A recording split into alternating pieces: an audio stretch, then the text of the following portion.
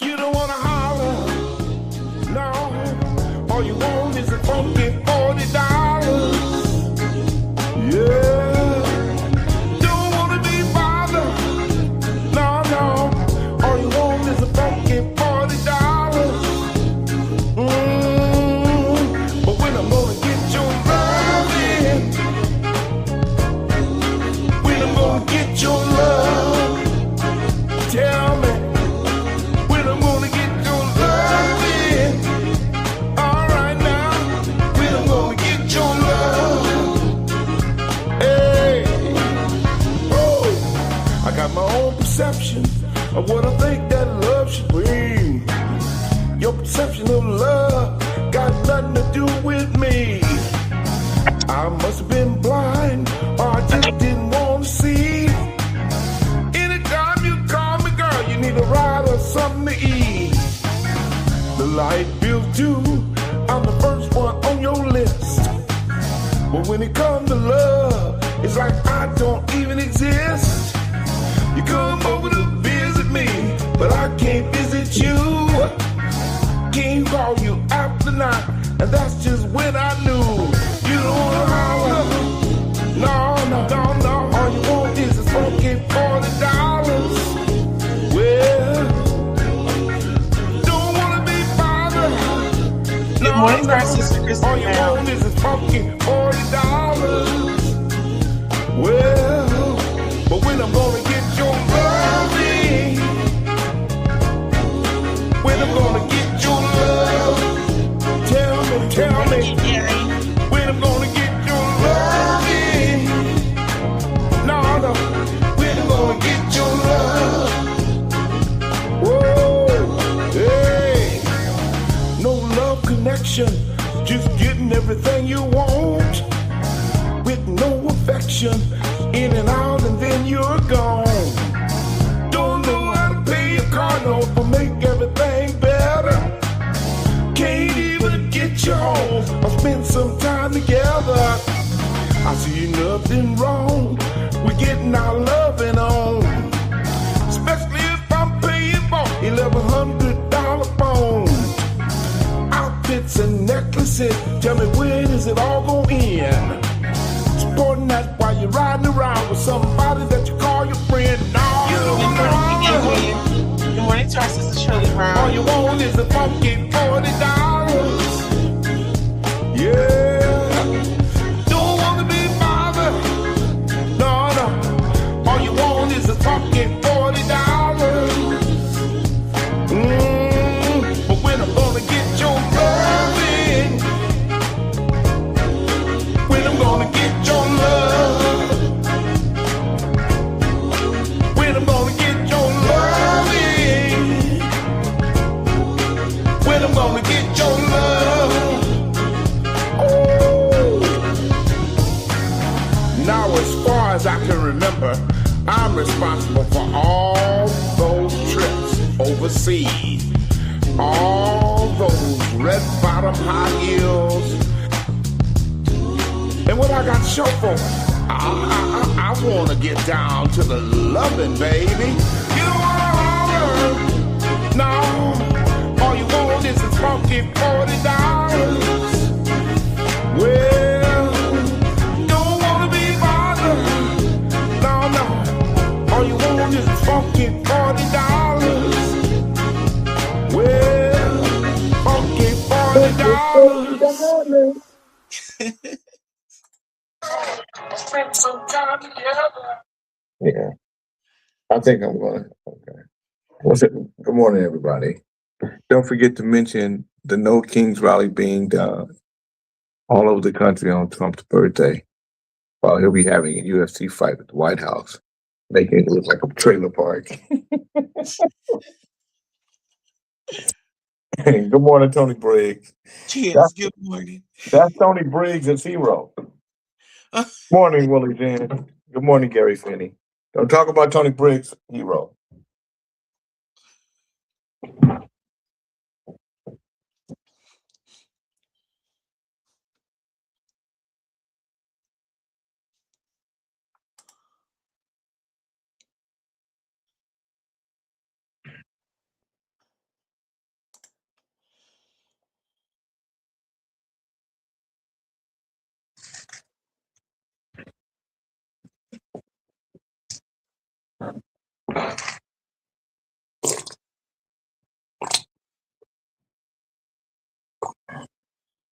What did Tony Briggs saying? Oh, Giving us the holidays for today.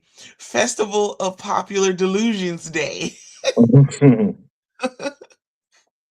I think he make up some of these days.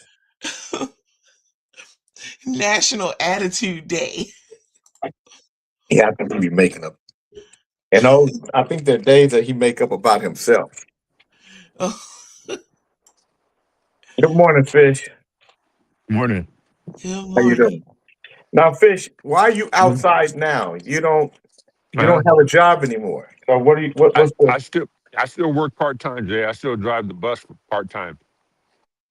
so you retired so you can still work? I retired from my career in architecture, but yeah, I'm still working Oh, part time. so you retired from architecture? Yeah, I'm an architect, Jay, I know you crazy. Why would you retire from that job? Retire from that damn job. because I've done it long enough. Been 43 years. Architecture, do that part time. You doing the hard part. You like engaging with the hard heads. I got it. No, I'm only driving people that are going and coming from work during rush hour. That's it. Hmm. Oh, okay. And I have I don't have to think too hard, Jay. I keep $200 for poverty stricken females. I don't have to think too hard. I just have to be nice to people.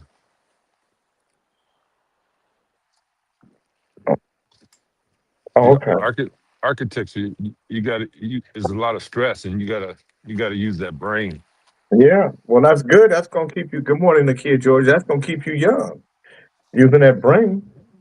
Well, I got a lot of other things that'll keep me young Like in that what? regard, like photography, art, fishing, woodworking, bass playing. Okay. And don't pay I'm money getting like. ready, I'm getting ready to start my business. Getting ready to start my smoked salmon business. Oh, good. Good morning, Toy. That's good. Good morning, everyone. National Active Food Day. And now, why he don't have that on his thing? I didn't see that one. He don't have that. He got Apple 2 Day, But it is Festival of Popular Delusion, Hot Air Balloon Day, Hug of Atheist Day, National Attitude Day, National Donut Day. So Dre will be happy oh about Dre. that. National Fish and Chip Day, National Gingerbread Day, National Gun Violence Awareness Day, National Ketchup Day, National Veggie Burger Day, Oh, National Sausage Roll Day, National World Environment Day.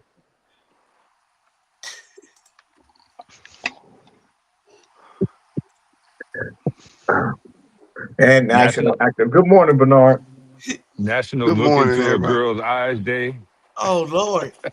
Uh-oh. Uh-oh. Make sure it's a girl. Make sure it's a girl.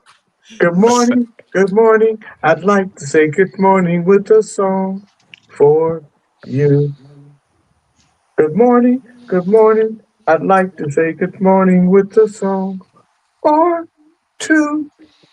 It's a wonderful day in the neighborhood, a wonderful day for a neighbor. Would you be mine? Would you be mine? Kings in the Morning listeners, would you be my neighbor? Good morning, Bernard. Would you be my neighbor?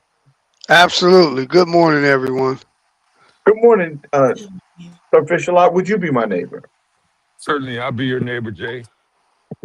Who you bringing with you? I'm bringing Candy Dolfer this morning, staying with saxophonist. Okay. Nakia George. Good morning, Conrada. Nakia George said, I'll be good today. Yesterday, I was out of my character. Good morning, Nakia George. Nakia George, whenever you come on this show, and it has to do with Fred or Ali, you are your character.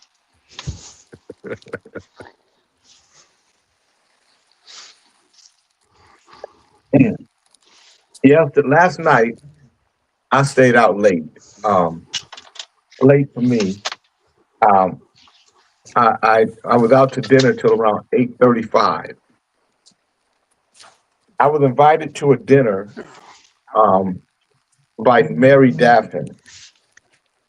Mary Daffin is one of the owners of the Jacqueline, which is a private social club. It's a members only. I'm a member of it. Good morning. Good morning, Jacqueline Price, aka Rich Sister. And she invited me and 6 others. And we didn't know, nobody knew each other. And it was an eclectic group of people. And it was one of the most wonderful conversations I've had in a long time. But it opened my eyes to how and why rich people stay rich. Good morning, Jelena. And who they engage with, you know, and how the table, whoever is at the table, generally is like-minded people that are continuously so rich folk.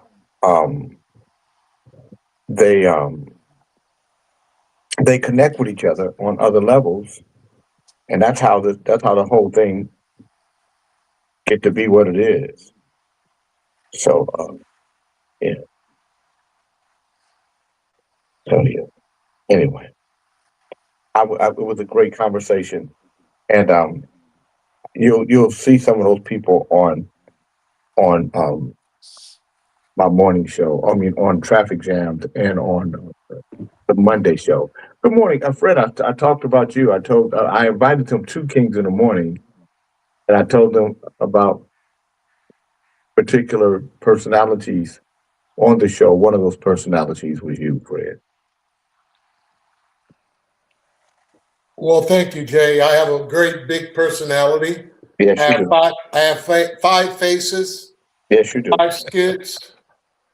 You know, and it just depends on how my sugar is, if it's up or low, if diabetes is, or if my PSA's up or what have you. You get it how you want it here. Good morning, everybody. Morning, Fred. What's up, Good buddy? Morning, Good, Bernard. good. Good morning, Snicky. Hey, Jay, Good morning. turn that shit off, homeboy. Hey, Jay King, would you like to be my neighbor? No.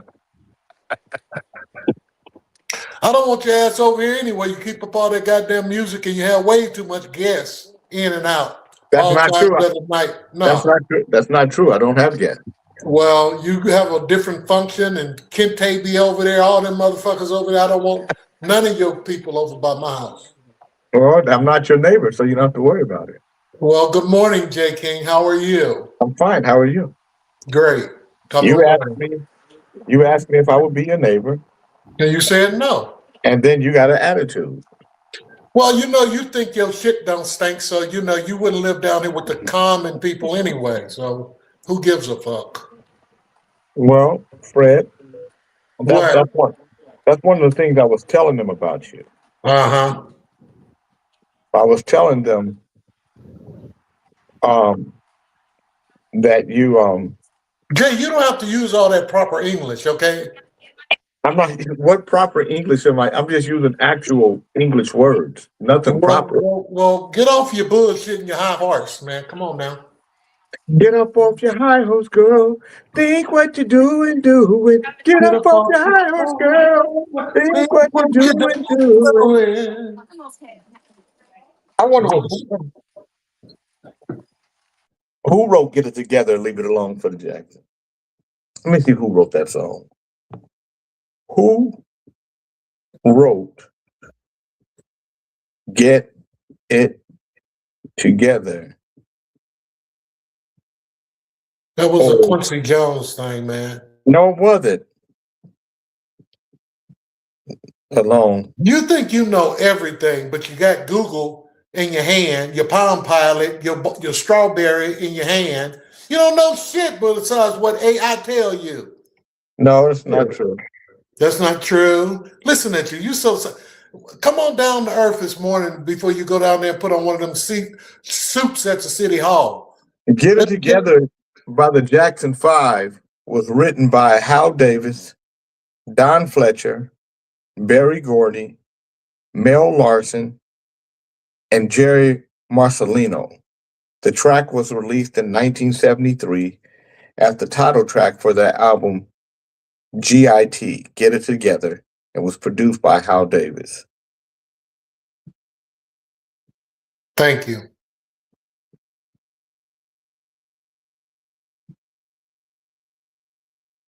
More about writing credits. So Barry Gordy will put his name on anything. So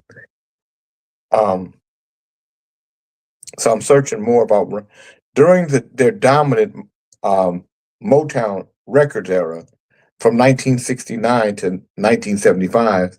The Jackson Five did not write their own music. Barry Gordy controlled their catalog through specialized in-house assembly lines of creators. This was a specialized anonymous moniker created by Gordy to prevent rival labels from poaching his staff. The group consisted of Barry Gordy, Alfonso Fox Mazel, Freddie Perrin, and Dickie Richards. They operated out of Los Angeles rather than Detroit, utilizing West Coast session musicians to forge a faster, punchier bubblegum soul sound. As the group matured, Motown producer Hal Davis took a larger role in steering their sound toward adult contemporary ballads and early disco. Instead of working under a single synonym, Davis brought together fluid teams of staff lyricists, and instrumentalists. Key credits, I'll Be There, written by Hal Davis, Barry Gordy, Bob West, and Willie Hutch. And Dancing Machine, written by Hal Davis, Don Fletcher, Weldon Dean Parks. Outside songwriters.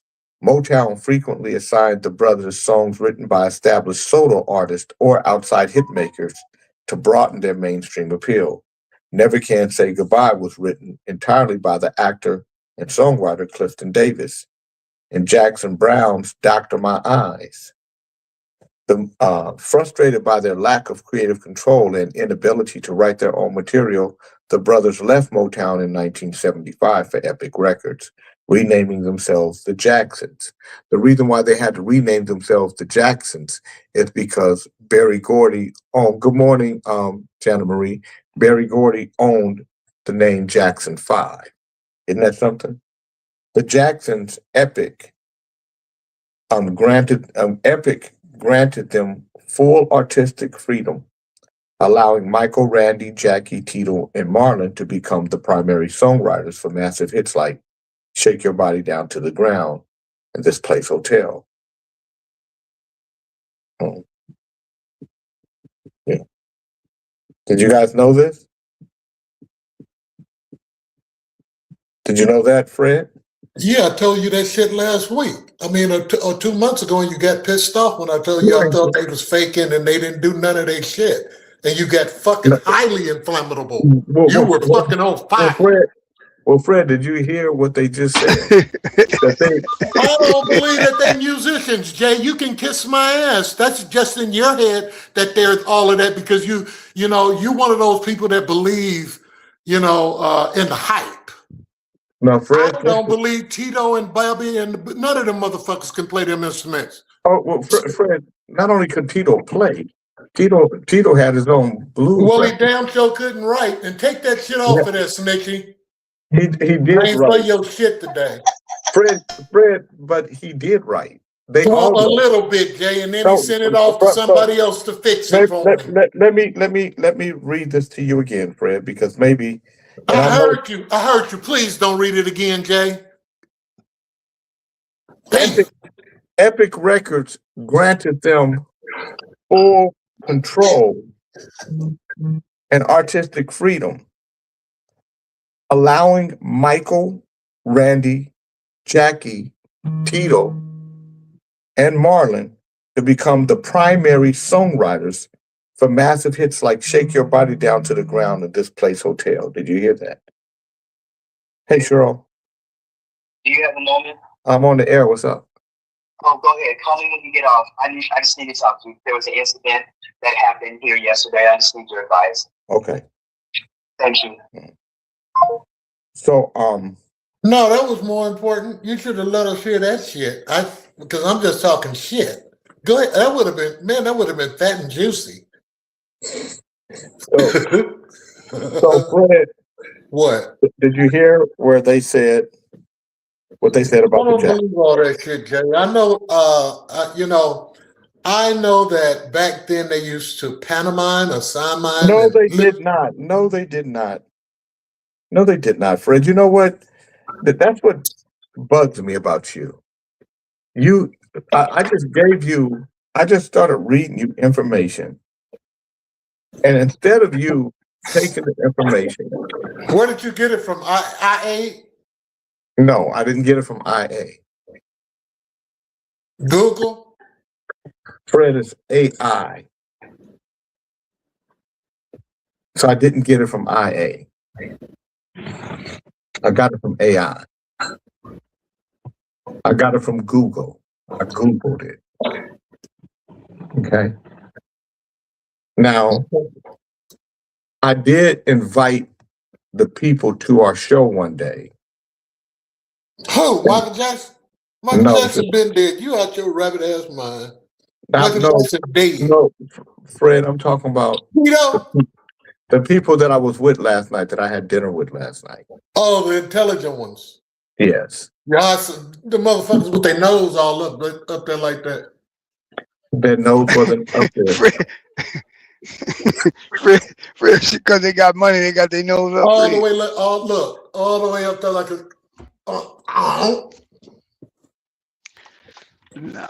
All right, go ahead, Jay. Tell us about your Asadidi guest you was with last night. Shit.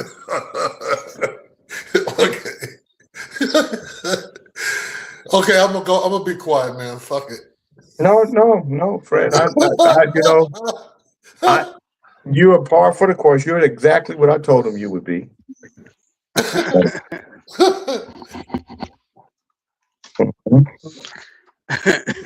Well, good morning, public. It's beautiful Friday, and the word of the day is grateful.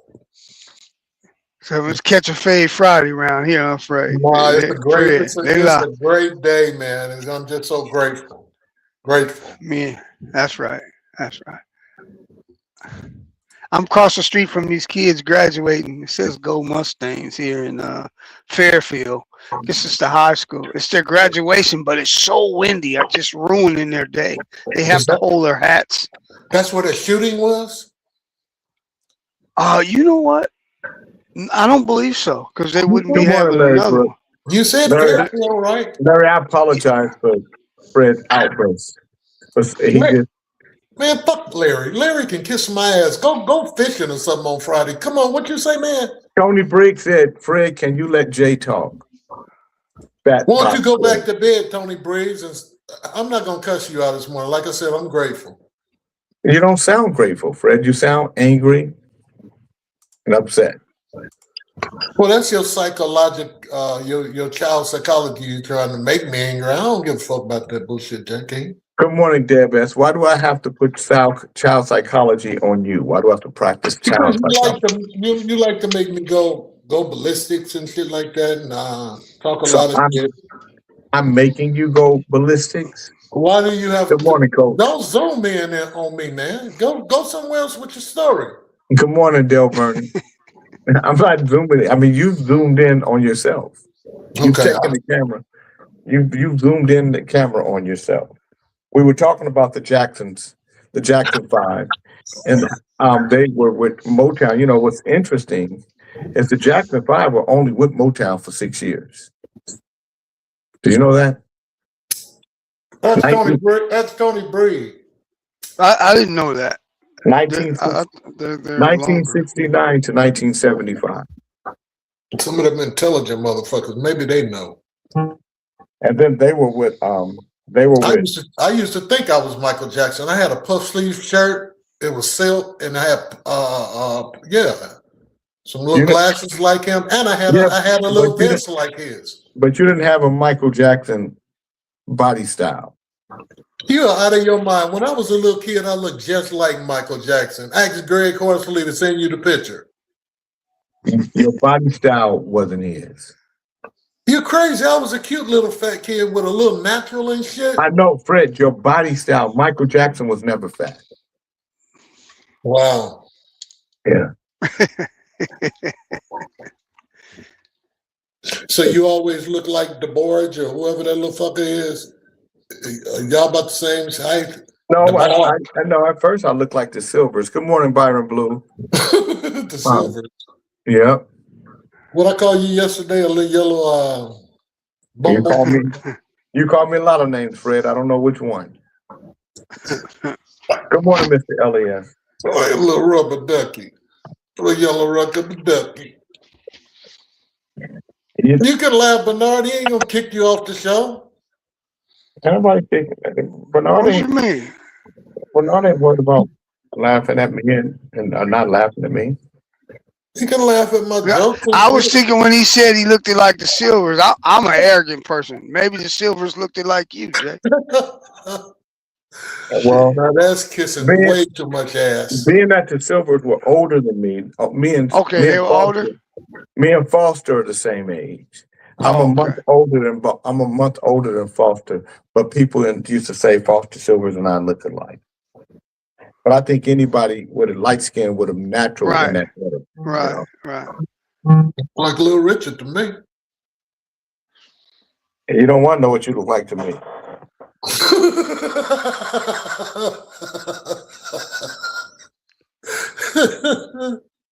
Where you going today, Bernie? I'm just going to Fairfield a couple of times. I'm actually here now. I'm watching this graduation. All these kids it's a lot of police here. Wow. You know that they had that shooting in Fairfield. Yes, the police are going to be there in great presence. Yeah, I guess this is another school. It's not the same school. But it's still Fairfield because they got a bad reputation yesterday because they had a shooting. And no police presence was there because of the aftermath of the boy being beat up by the police. So, oh, you know what? This is that school. Was that Antioch or this is Fairfield? You remember when the little kid got beat up by the police? Fairfield. Fairfield. Yeah, this must be that high school. Just because I'm in Texas don't mean that I don't know what's going on in Sacramento, Fairfield, the rest of the Bay Area, Oakland, all that. You know, I mean, I'm here on the internet. I know you's a worldly guy, Fred. Right. Not worldly like that. I don't like the way you said it. I don't know if you're worldly. I don't know if you're worldly, but I do know you're squirrely. Okay. Whatever, King J.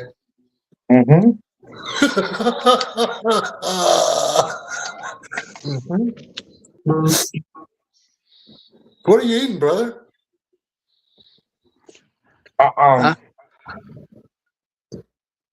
Bananas. Looks scrumptious.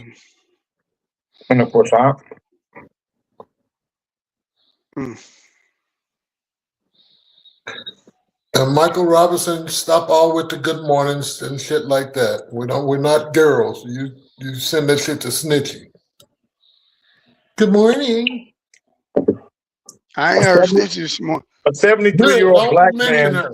Don't mention it. A 73-year-old black man who was incarcerated in San Quentin's death row for 3 decades is suing Alameda County, specifically the district attorney's office, for $290 million, alleging he never got a fair trial because the jury who convicted him was chosen unconstitutionally. All but one were white. He might win.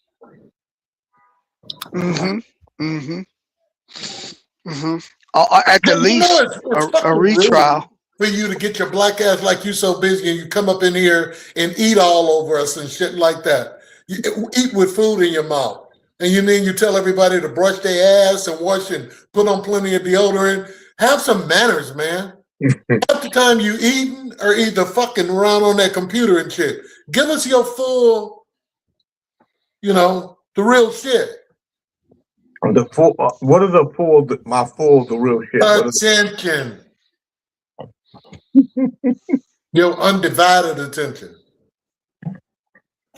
What's up? Fred, if I gave you, good morning, Michael Robinson, my undivided attention, You probably wouldn't make it on this show. What that mean? What I said. If I gave you my undivided attention, I mean, I would pay attention to everything you're doing, which means you'd be kicked off a lot of the time. And then what? You kick me off because you wouldn't participate in my bullshit? Mm-hmm. You sure have changed. Mm-hmm. It's fucked up. Melissa, Did you change for the better? Did you change for the better, or did you change for just to move to a different level, a different outlook on life, or did you just keep? Hey, slow down, champ. Don't drink all that in one sip. God damn. Shit. Reminds our sister Tanya. Morning, Tanya. Tony Bigsley. Breathe. Tanya Jennings. Fred, you on a phone or a tablet? I never can see all that writing. It's just not big enough. I got writing? What? The comments, you can see them well? Good? I can, yeah. Well, no, some of them. Good morning, Daphne. Yeah, I can read that from here. I can say Good morning, Jojo Red. Evening, good morning, everybody. Good morning, King Fred, Tony Jennings. Fred, the dude would be casing everybody he's don't like and beat him up. Man, you crazy as hell. I was a good dude in school. Everybody loved me. Most of my friends fought for me because they just loved me. Yeah. I ain't never had a fight. I didn't get my ass whooped. I ain't never had a fight. Shit. And ain't no queens here, Dale. You come in here speaking to all the ladies. You just such a proper preacher. Mm-hmm.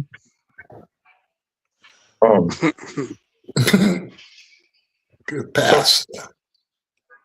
So the nominees for the different awards for the Urban Music Award are going to start coming out in the next few weeks.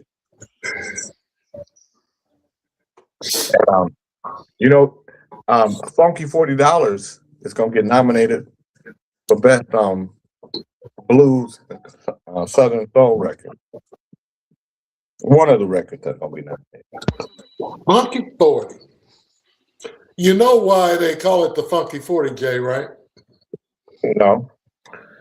You know, anytime you give a motherfucker $40 and you loan it to them, and then when it's time to give it back, it becomes, man, here go your funky 40. Maybe that's what it is for you. Or I'm gonna give you another scenario, Okay. Mr. King. Because see, I'm out here I'm down here on the real world. You way up there somewhere else with your bullshit. But I'm gonna tell you something. And then it's a woman that come around every Thursday. She need $40, right? No, you see her Monday through Thursday. Mm-hmm. That motherfucker call you every week for $40. That $40. You know which one I'm talking about, don't you, Barney? Okay, so what happened after that? That fucking 40. Motherfucking loan me $40. Every time you give a nigga $40, man, I need my $40 back. Man, it becomes funky. Fuck you in I'm gonna give you fucking $40 back. I'm trying to give it to you from the southern aspect, Jay. I don't know what you got going on in your head. Play the song. Shit. Hey, Fred, I seen a guy on Facebook. He was finna loan the dude $20, and he stuck it to his nose, and he was smelling it. The dude said, "What is you doing?" He said, "I'm just making sure it ain't funky, because when I ask for it back, I don't want to hear nothing about it. Oh, you asking about that funky 20."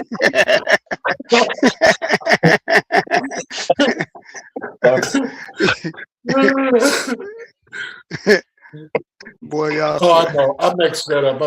It was a woman.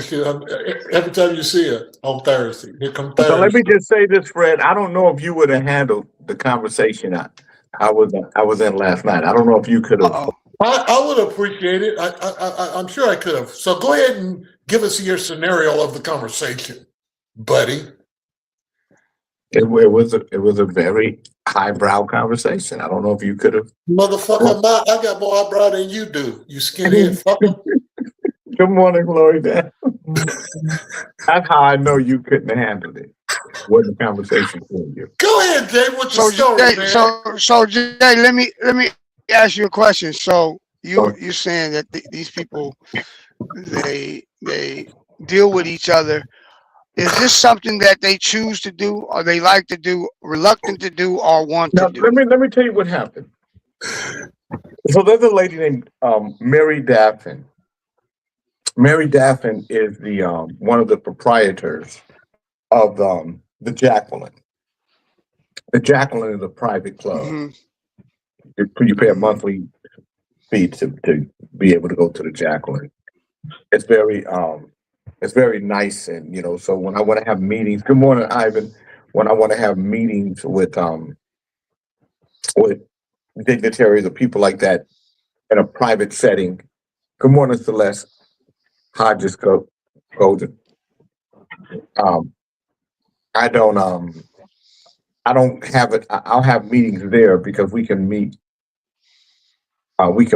privately.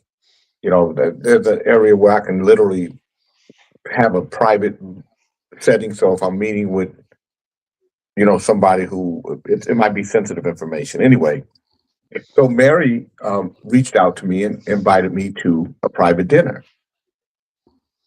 And so I don't know who's going to be at the dinner. I know Fred is coming after me this morning, Mr. Elias, but what morning doesn't he come after me? So nothing new. Well, go ahead with your dignitary meeting. So she invited, there was a woman named Tina. Tina, she just lost her wife of many years, a couple of years ago. And she owns a company. And then there was Monica. Monica, she raises money, she fundraises. She's raised over $122 million. Brilliant lady. And then there was Gabe and his wife, Jessica. His wife was a firefighter, beautiful lady. I mean, she's strikingly beautiful, but she was a firefighter. He owns a gym, but he trains a lot of high school athletes that are of a certain ilk. They're high level athletes that are going to be professionals. And then there was Rory and Roy and Rob. And Rory worked in the corrections. His wife, Rory, she worked in corrections. Rob owned the tech company. And then there was me and Mary. So we're all different, but we're all connected in a way. And it wasn't until the conversation started happening that the connections of how we could connect to each other came into being. And but what was interesting to me, number one, was that Mary knew all of us, and she picked each person at the table. And Mary is a very stylish and sassy white woman. I mean, she is super stylish. There's never a day that she's not very styled and elegant. But Mary is like a black woman in a white woman's body. She's still, she ain't rubberneck and all that stuff, but she really is a sophisticated black woman. But to Tina, Mary was like a lesbian woman that she liked, that she was attracted to, and she said as much. So what I started to see is that each person saw Mary in their space. So Mary was the chameleon that could change and be authentic in each of those areas. Um, and then she was the connector of all of us. So I'm going to end up doing business with some of these folk. And I started thinking, okay, this is why people with money continue to generate money, because they're probably at the table with other people with money. In the same way, we started connecting with each other because of our businesses or because of what we do. And we all started making our own connections with each other. That's what happens at those tables. So it got me to thinking, I got to build better tables. I gotta start putting people together that I think could help each other and would like each other. Another thing is I liked everybody at the table. There was not a person at the table that I didn't find enjoyable. And and my whole thing is vibe, how somebody feel to me. Right. For instance, this guy came up to me during when we were doing sound check the day before the concert, when they were getting set up. He came out and he started talking to me, and he was taking pictures, and I said, "Can I help you?" And he said, "Yeah, I'm with Function. I'm Lewis McCall." I said, "Well, Lewis is dead." Yeah, but and so he's saying whatever he's saying. So I don't trying to figure out who's doing this. I'm one of the people doing this. How can I help you? So shoot his ass on, right? And so as I was walking him out, I was talking to Jobin Singh, one of Cabal's sons, and this other white lady. And then he came up and he was like, and he was talking about some track this and track that, 1996. And in my mind, I'm like, motherfucker, that was 30 years ago. What the fuck are you talking about? But so he finished saying what he was saying, and then when he Jay, walked you're away, never rude to anyone. You're always kind to people. So don't say that you play it off like that. when he walked away, I said, I know you guys were smelling something. And he said, "Oh, what do you mean?" I said, "I know you were smelling that bullshit." So, um, so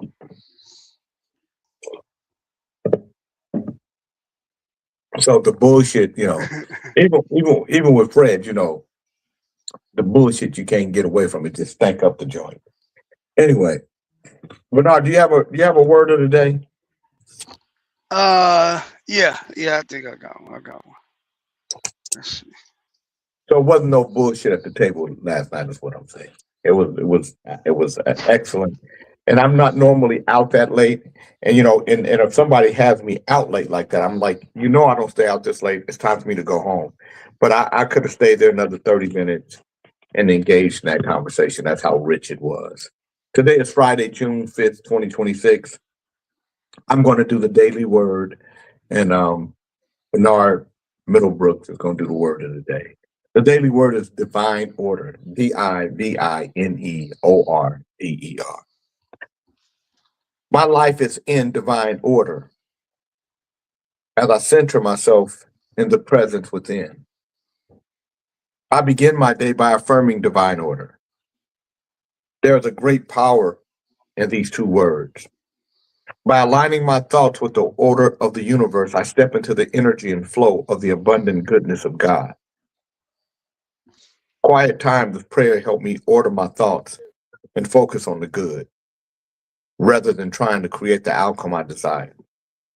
I hold to the truths that the highest good is unfolding, which helps me trust divine timing. I do not passively wait for good to find me. I follow my guidance and create space for the best outcome. My thoughts are in harmony with divine order. No matter what lies before me, I am patient, serene, and trusting because my thoughts and my life are in order. Today's Bible verse is Romans 8:28. We know that all things work together for good for those who love God, who are called according to his purpose. Amen. Bernard Middlebrooks, what is Uh, the word of the day? The word of the day is sissy. Says sissy. SISSY. Derogatory insult. An offensive label implying cowardice, weakness, or failure to conform to traditional masculine norms. Example, someone who is easily frightened or dislike rough physical activity. Let me see if I can use that in the sentence. Wow. Wow. I find it ironic that when I was a kid, all the rough and tough guys had sissy bars on their bikes.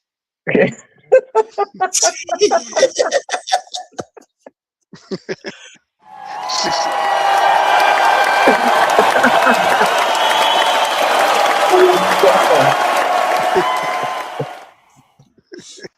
That was good.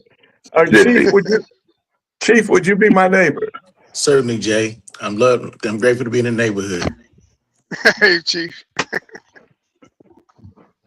Good morning, guys. Good morning.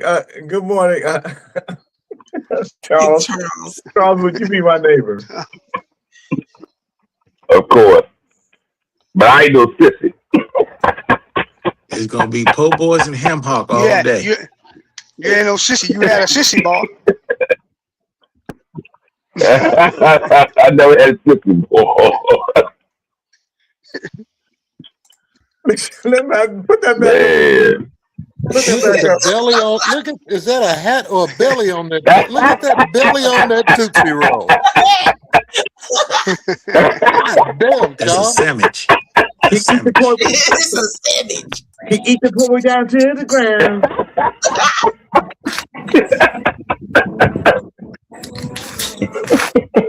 I like that photo of me, though. I appreciate that.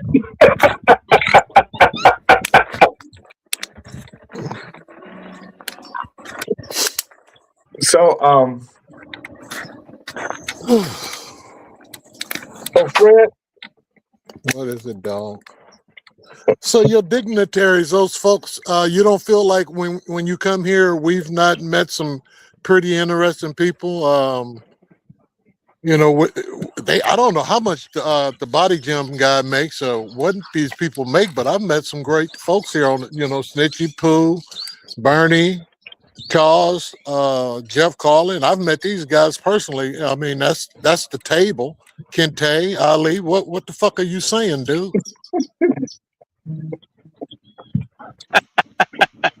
No, real talk, dog. What the fuck is up with you, man? These guys make more money, or their conversation is more. Fred, They articulate their words better, or what? I'm tired of this shit. Today Friday, motherfucker. You always trying to put somebody down. who did I put down, Fred? Me. Who did I put you down? When did I put you down? I'm walking. Look, morning, I'm walking Julia. around here like John. I'm walking around here like John Beckman today. We can piss together. I just ain't got no pool, motherfucker. And a whole bunch of artwork in my house. Man, You just got to get you a couple Mexicans and give them some Gatorade. I do. Let them out there work on the yard. Stop talking like that. Stop talking like that. God damn it. Why Get is the that? fuck away from there. Why is that truck in your yard? They redoing the. Remember, I told you that my light bill be $600 and $700, $300 and $400 a month. So this is supposed to bring it down to where a poor man can pay it. How much is it? So they're gonna- How much is it costing you? How much is what they're doing costing you? Shit, I don't know. I don't know that kind of shit, Jay. You don't know. Want me to tell you? Man, when I went bought that car, you Oh, told me the what AC. the fuck was wrong with me. I don't know what the fuck that cost. It's about 20 grand, King Fred. And so you paying $20,000 for this. How much a month is that gonna cost you? I don't know. I don't know. I don't know how much a loaf of bread, man. Most of the time, it's just a blessing, bro. How is it a blessing if it's gonna cost you more money to have that than it is to pay the phone bill? I mean, the light No, bill. it don't. No. I'm spending like $500. Man, you just don't know. I don't want to talk about it because I don't know the numbers, and you ain't gonna have my business in the street. Fuck you. Well, you should get some kind of, when you do that, the tax breaks and all kind of shit. Sometimes they do that shit for free. Right. Yeah. Well, I might not want to let you motherfuckers know that I'm getting it for free because I'm a poor man. Well, let me say it. Rebates. I Ain't ain't gonna nothing say wrong with free. being poor. Texas is a taxing Free. killer. Fred, I just make looking. No, let's listen. You to know what what's I his always name say? real quick. Let's listen to that old boy for a minute. Who? Charles, what you got to say now? Because you know every fucking thing. Let me. How stupid you gonna be today? No, I just said, wait, bro. Wait. Why you getting upset on me at number one, bro? Why you act like you can't say? Just saying, bro. What's going on with you, bro? What are you You saying? a kid I that wanna hear what you that have to little say blood. because you work at Walmart. I mean, I want to All know I what said, y'all pay a lot of taxes in Texas. Look here, bro. All I said is in Texas, y'all pay a lot of taxes on Good shit. morning, Jeff Carlin. You know, y'all got good homes. Y'all got good homes, but y'all taxes is off the chain there. That's all. No, the thing of it is, I don't give a fuck. It's you still in the desert, man. It's hot here. And that hot, and then it get cold. It freezes here. So you got to go along with more modern. You got to go along with more modern technology and shit. Mm-hmm. Or either you just blowing the shit out. We got to do windows and everything, man. Motherfucker, it gets hot here. It'll bubble up. Fred, Fred, can I say this? Let me say it though, Fred. Fred, you make broke look good, brother. Broke as fuck. Isn't that but a blessing? But Jay substitutes half of my income every other month. I need to borrow $300 or $400 out of him, and then I just hook and crook. Yeah, well, walk in faith. That's a skill in itself. Hooking and you brought me some donuts on the boat, so I mean, you brought them all the way from Oakland. So I'm blessed. Hey, I just thought about you the other day. They put about 3 blocks from my house. They put a 3 or 4 blocks. They put a 24-hour donut shop, boy. Mm-hmm. 24 hours. They don't even guys, y'all made me the poor boy king. Charles, let's get y'all made me the poor boy king, and this motherfucker, you have some donuts. Show me how to make a poor boy out of hot dogs and lunch meat, pot. Hey, you know what? You know what, Fred? You know what? I got a good idea, Fred. Since you like donuts and since you like donuts and I like poor boy, how about a donut poor boy? With some milk, I think how about donut poor boy? Good. That sounds pretty good. But I just don't want no meat on it, though. Oh, doughboy. I don't want no meat on it. No meat on it? No meat on it? Jam, okay. With some strawberry jam? Yeah, make the Fred, right now you look like Morgan Charles or Ray Freeman. Are you trying to give me a compliment? Or are you trying to do I look like a dirty old bastard? Now, was that supposed to be a comment, or you did that for fun? No, you look like Ray Freeman or Morgan Charles. Because you look like Ray Charles and Morgan Freeman put together right now. That's all I was saying. I'm not trying to do anything. I just said what you look like. And I think if everybody... Do you think we could sell it? I don't know who would buy it, but... But am I lying, you guys? Do you guys see what I see? Charles, why are you always so negative? No, I get you. I get you. Do you ever have anything positive or inspirational to say? Try it sometime. Wait, why did I say? No, that's said what that? somebody. How negative? What did I say No, negative? no, Charles. I'm just reading with a comment that somebody left. Well, I seen it. Yeah, that's what I'm saying. I'm responding to the person. What did I say negative? Mm. Hey, you They know, guys. they've been around, Charles. They didn't go too far off track with your ass. Good morning, Dubs. Dubs. Hey, I had a dream, you guys, that Howard Yeah, called into what the show. That Howard came onto the show and said he wasn't dead, and that we were quick to throw him away. It was a very weird dream. Wow.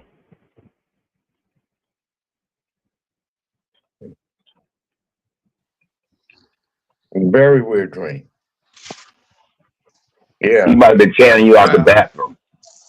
You sure that wasn't a nightmare No, that wasn't no or a nightmare. dream? He riding his ass now. He riding Jay's ass now. That's he can come back in spirits and ghosts. He heavy on your mind. He said you thought about it. Ooh, he got you just where he wanted. You gonna have to get the witch doctor to come over there and get his ass out of there, Jay. You want me to come up over there and sprinkle some salt? Shit, he might be in the hood for Thailand. You don't want to go get him. Daphne said you look like Nelson Mandela in that priest robe. Mm. Now that would be Daphne Gibson. Is that a man or a girl? That's a girl. See,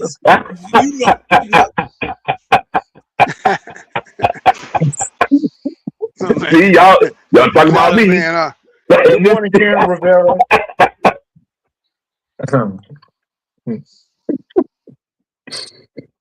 So, Fred, Tell you, boy.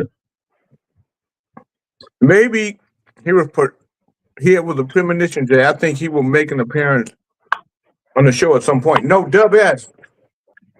He's dead. OAJ died of a heart attack. he better not show up. Real talk? Uh-huh. No, real talk, he died? Real talk? Yeah. Yeah, he died. Wow. He died.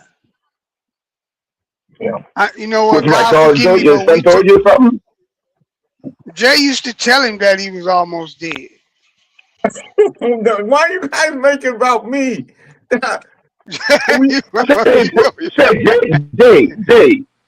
No, Bernard, hey, I'm going to say this. Jay, you might be the Grim Reaper some kind of way, because you've been killing a lot of people off on this show lately.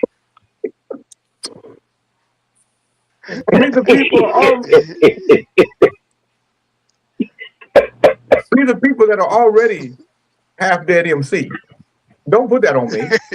So, Jay, let me ask you a question. Jay, hold up. I got a question to ask you, Jay. Why do people come on here right before they die? You got to be. You wasn't bringing them in. I'm going to tell you why. Good morning, Francis. Let me tell you why. Because Good morning, Francis. Good morning, Francis. It's good to have you here. we're their last line of defense. We're their last That's what line it of is? defense. Okay, I got you. We're the last Okay. Mohican of the laugh. They get the kiki and ha ha one last time.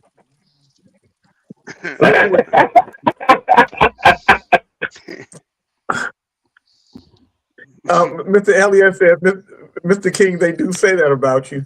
Just because they say it about me don't make it true. You guys saw OAJ. We all said OAJ was on his last leg. But we called Levi last breath Levi, but Levi had cancer. But you really did the job on that guy, Jay. Oh, Your buddy, OAJ, All Jay said was he was worried about him. He needed to get his stuff together. He ain't really like doing dirty. I didn't do anything. Oh, you gonna protect him? Stop it, G. Stop it. He played a psychological game how with many him, times? man. Y'all don't Hold even on. get it. Hold on. Stop How many that times bullshit. did Jay played a it- psychological game on that man. How many times did Jay King snatch the Pope out your hand? Hey, He can't smack the football out of my hand. That thing I got a kung fu grip on that thing. He can't get it out of there. man, that man drink coffee with butter in it. Yeah. What Yeah, the? he did. How y'all blame all that on me? Hey, bro, look, it just look. Let me tell you something. You know how you ain't got a crime scene, and just so evidently you always around. You become a victim of your own circumstance. F Dub said, whoa, really? That makes sense because there was no way he would be gone so long without showing up on King's in the Morning. He lived for this show. Right. Not being on the show may have sped up his demise. Well, It Dub, will be 2 or 1 Dub, o'clock. It will be 2 o'clock. Like yeah, right but now, Dub, he it'll be did 2 that to o'clock in the himself. morning where he is. He did that to himself because of how he treated Snitchy Smurf. Yeah, he did. He had to apologize to her, and he didn't want to. He didn't want to. Oh wow! I want to show you guys. I thought you put him off because he was talking about me and calling the police on me and getting me threatened No, off it my had to do job. it. I want you guys to say happy birthday. This is Francis's mother. She's 94 years old. Oh, wow. Aw. Wow. She's beautiful. Happy birthday. Wow. Wow, Happy she's birthday. beautiful. How old is she? 94? Yeah, she looked good. She's Yes, she beautiful. look good. And She Yeah. looks just Yes, like she her look mother. good. Kelly was over there. I don't see. that's No. I don't see. she would have been my No, he girlfriend came up to the plate. if we would have been growing up together. I would have been Francis' dad if we'd have been growing up together. I told Francis one day, I'd have been your daddy, girl. Enjoy your day, mother. Happy birthday. Yeah. Oh, Absolutely beautiful. 94. And she gets Bless around, she moves around, 94. I'd have to live 30 more years for that. To get to that. Right. Right. 30 more. The world will this world last another 30 years? Will America last another 30 years? Mm. You might live 30 years, but it might not be America no more. Uh-oh, Yeah. here come Kente. Play the music. No, I'm just joking. Yeah. I wonder if when you get that old, do you still cherish the time? Yeah. I mean, I think don't that's know. when you get to sit back and really look at your life and all the things, and reminisce. I talked to my gay. Uh-huh. She's 93 and is really, they have a different outlook of because everybody they know mostly have passed away, so they kind of don't even really. My mom don't. She loves living, but she just doesn't really. It doesn't matter. A lot of things don't matter when you get that age. She doesn't even really. She don't even realize she's 93 anymore because she says, "You guys got my age messed up." I said, "Mom, you're 93. You." She said, "I think I'm in my 70s." I said, "Well, you're the only person on earth that you younger than your kids, because my sister's 74."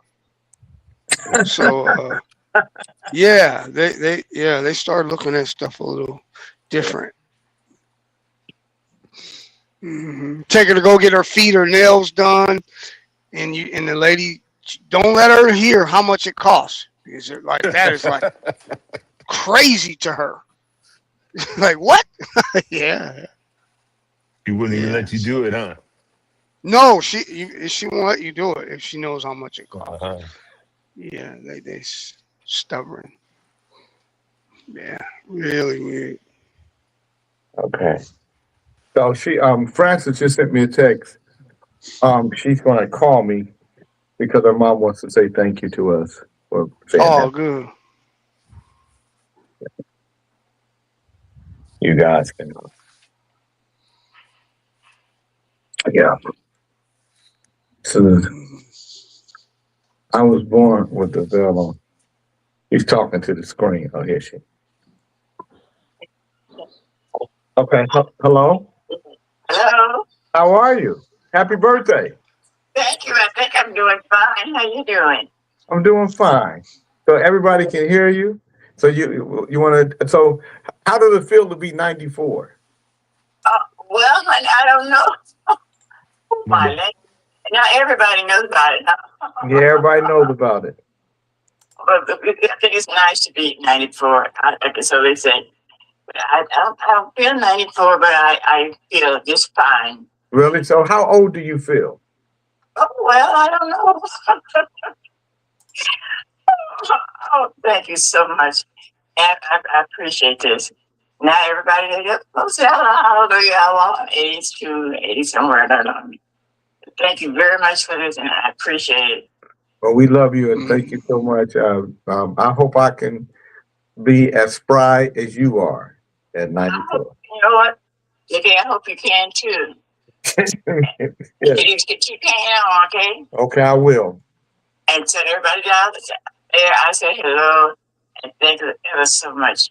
Ever so much. Jeff Carlin said you're 94 years old and still modeling. Well, you know, keep moving on. So keep moving on. And we'll keep moving on as long as I can. Yes. And you do the same thing to all of you. Yeah. I won't forget you, okay? Okay, thank you. I love you. Oh, I love you. You know I love you too. Yes. Yeah, I'll try to see you again, honey, okay? Okay. Take care of yourself. All right. Bye-bye. Wonderful. Yeah. Yes. She when you asked her about being 94? Oh, I don't know. She thinks she in her 70s. Yeah. That's right. In her 70s. That's what my mom said. I said, what? Well, you know what? That goes with that. I think I'm 16 still. So I get it. Yeah. Makes sense. Well, not me. I'm on shit.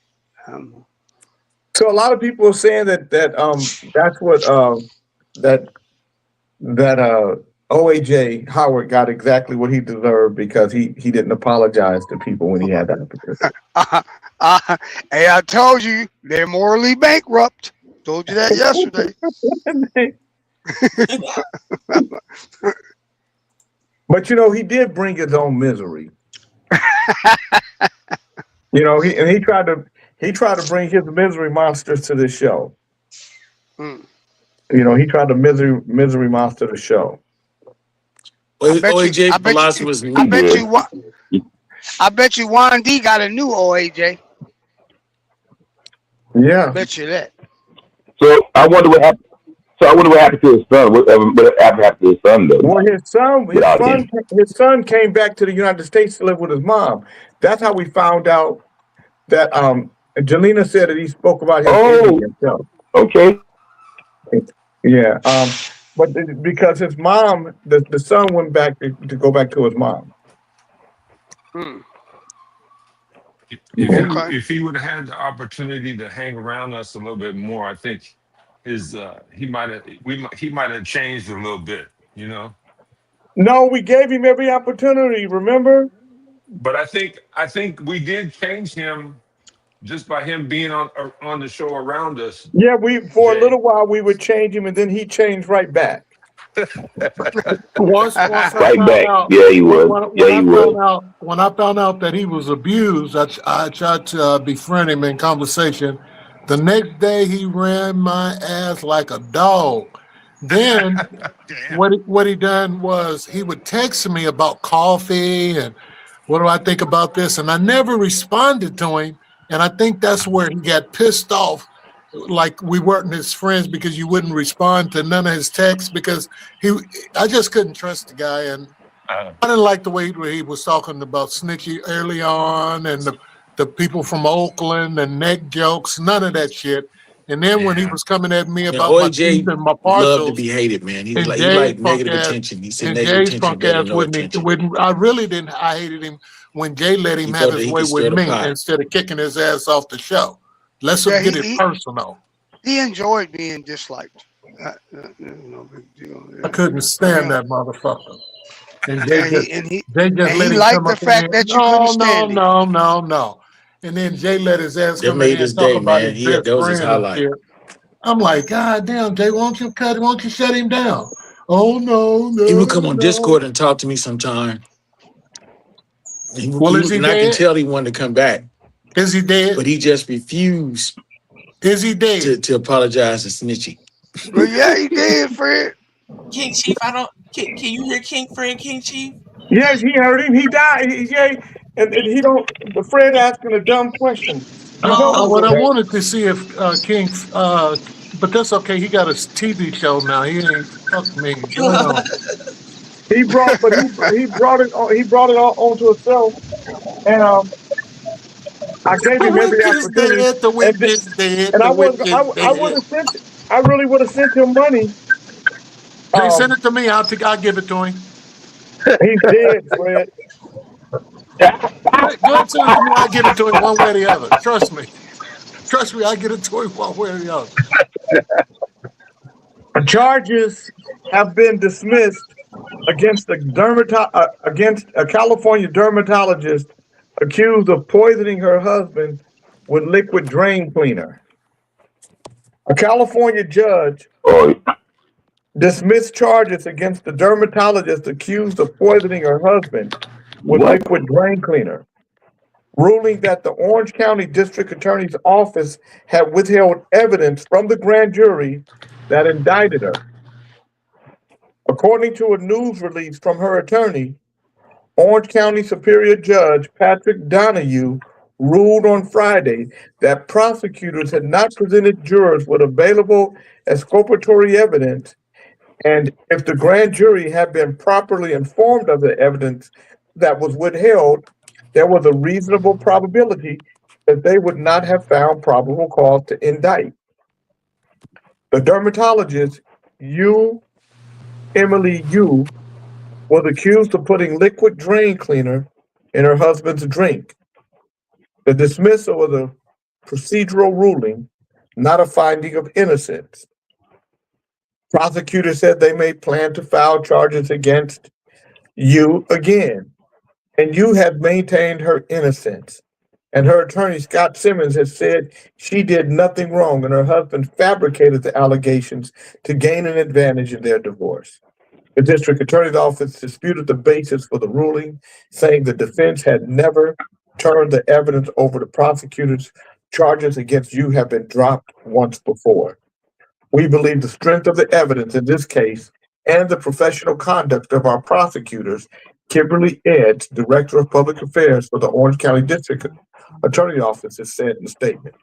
We will continue to litigate this in a court of law as we pursue justice for an individual who is being methodically poisoned by his wife, a licensed medical professional whose intent was to inflict pain upon him. We are proud to have stood by her through this, and we are grateful to Judge Donahue for his thorough and principled analysis. Her lawyer Simpson said in a statement, Simmons, Dr. Yu has maintained her innocence from the beginning. Now she can begin to reclaim what matters most, her family, her patients, and her life. Yu also issued a statement through her attorney. I spent 4 years watching a life I worked hard to build come apart. These years have taken an immense toll on me, on the people I love, and on the work I have devoted my life to. But I'm grateful that the court looked closely and recognized that the way these charges came about was deeply flawed. The court's ruling allows me to begin moving forward. You, a licensed practice medicine in California, remains active, according to the Medical Board of California. You was arrested in 2022 and ultimately charged with 3 felony counts of poisoning, 3 felony counts of attempted poisoning, and 1 felony count of corporal injury on the spousal cohabitant. According to court documents, she pled not guilty to all charges. Her husband, radiologist Jack Chin, has said he unknowingly drank lemonade his then wife had laced with drain cleaner. I started to notice a chemical taste in my lemonade. Eventually, I developed symptoms that had me see the doctor, who performed an examination and diagnosed me with stomach ulcers, gastritis, and esophagitis. Chin said in a court document filed as part of his divorce restraining order and custody involving their 2 children. After noticing the strange taste, Chin installed cameras in the kitchen to try to determine why his drink tasted strange.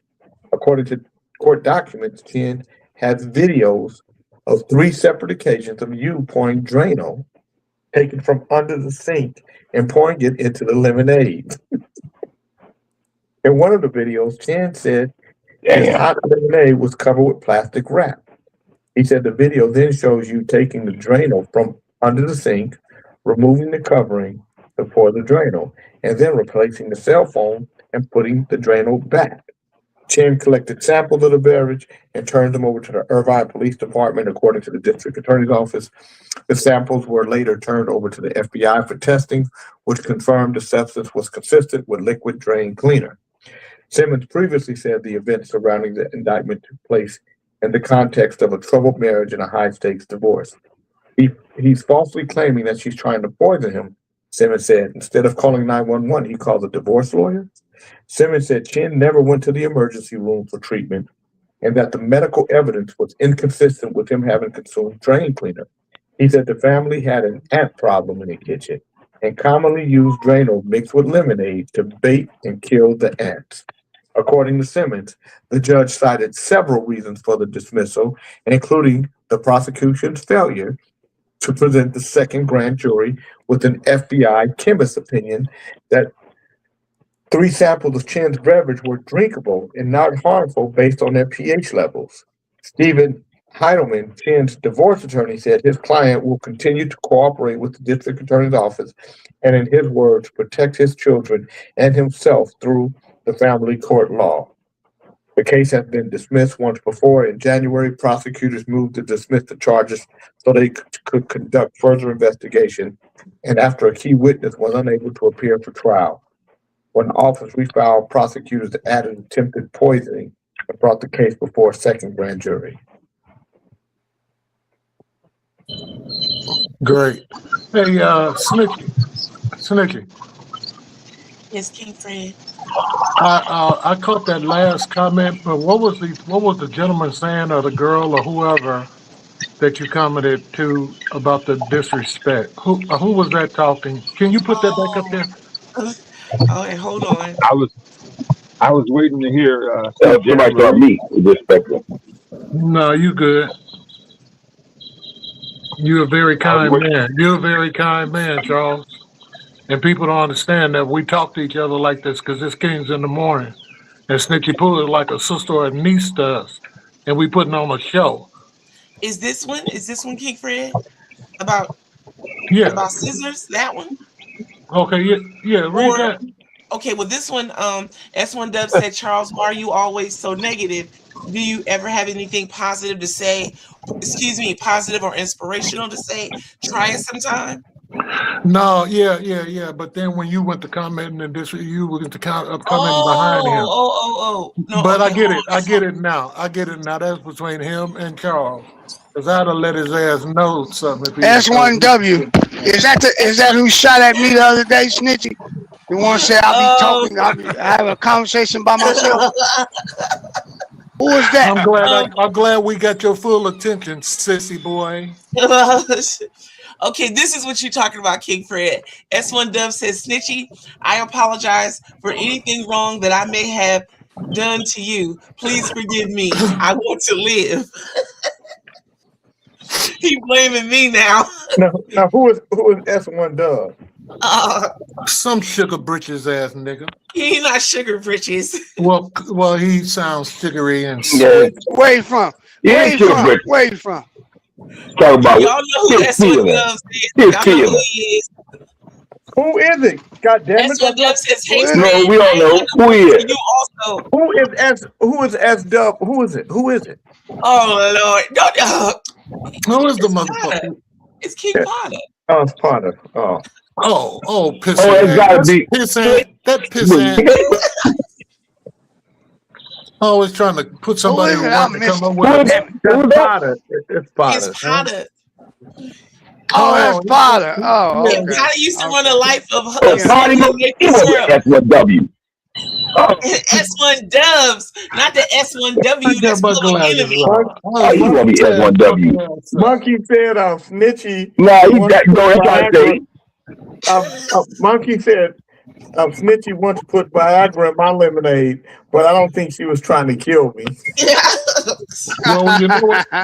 Is that Kung Fu? You know what they say about them little short dick. You know what they say about them little short dick Orientals. Wow. First of all, Monkey.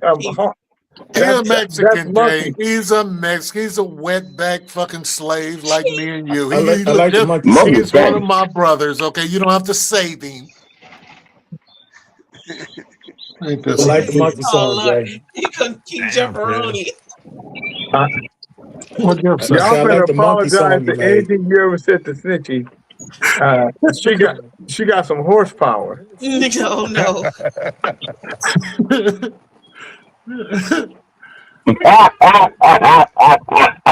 Where's Lord Snitchalot? Okay, Fred, doggone it. Lord Switch a lot. Doggone. Special Day Friday, right here on the JK Network. Scissors. Lord Thunder, you mean? What? What you mean? Wait, hold up. Why I'm getting knocked for it? I'm just so glad you're here today, Scissors. The man is short. He got a big voice. Look. The man got a big voice, but he can't cause no lightning. That's all. I'm just saying. You think somebody big come out the back, but when you see him, you go, God damn, I thought somebody big come out the back. It's a short motherfucker. You can't laugh. For real? You ain't gonna get in contact with homeboy Snitchy? You ain't gonna protect your man and say, look here, keep that nigga name out your mouth? So King Fred, I want to read something to you. Our sister Chocolate Peach said, Fred, I am tired of you not including me. I thought I was your sister too. Well, you know, you kind of no. We can't forget. King Fred, don't do Let me explain. Shut up, sister. Okay. Let me explain. I say some things about prostates and Snitchy, and she gets it. It was a medical condition, and it's a joke, and she took the brunt of the joke. And I fuck with Snitchy like that, but I don't feel comfortable going at you because I don't really know you that well, and I do use the word bitch a lot, you know, and I don't never want you to feel like I'm trying to. You know, because I hit hard with these niggas. I don't cut soft. I don't know gentle. When I cut you because you fucked with me. But I fuck with you though. What's up, Bernie? But I just don't want to go down that road. What about me? What about how I like chocolate? Hey, what about how you treat me? You know. What about how you treat me? I can't hear. That's a legitimate question. I'm fine, chocolate. Hey, what about the way you treat me? Chocolate Peach is so interesting. Why you leave the stage when I ask you about the way you treat me? We gonna get him when he get back.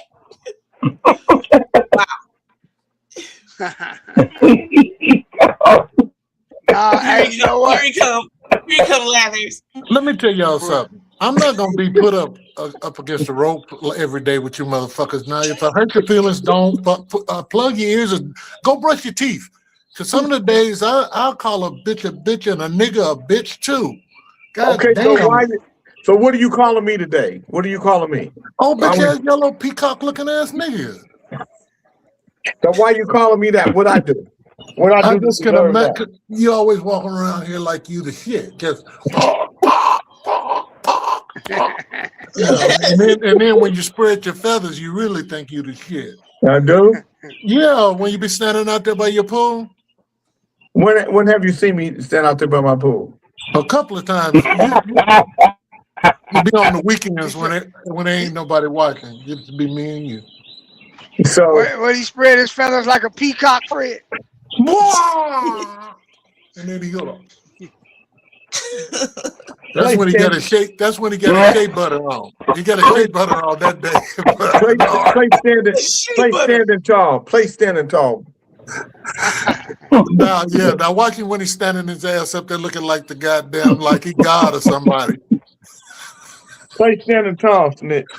All right, here we And go. put the album cover up there. Look at this motherfucker.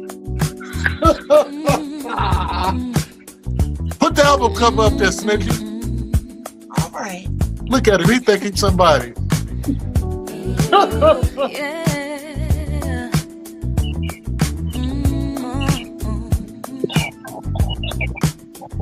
I've learned in life you get only what you've earned. Someone's always out there trying to burn these things I've grown to know. And you'll see all the things in life I've grown to be. And now I must face the reality. My brother done me wrong.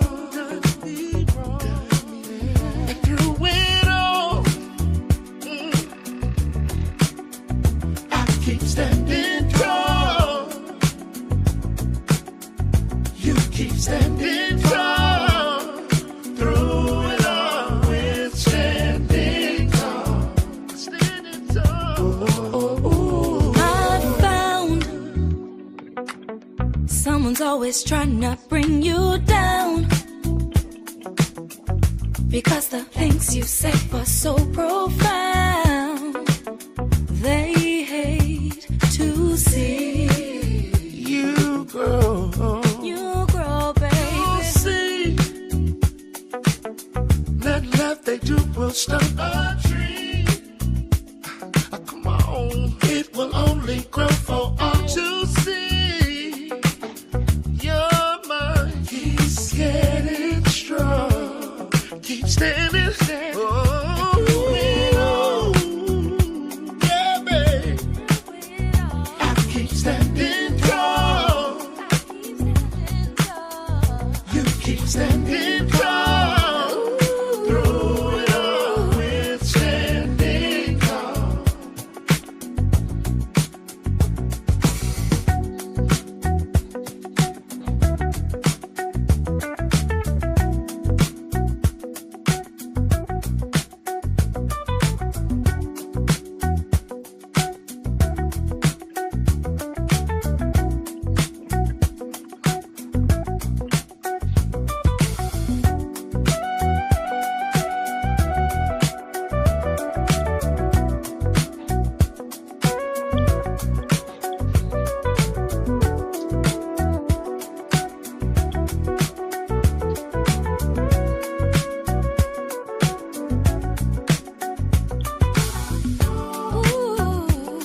On top of the mountain, I keep standing tall.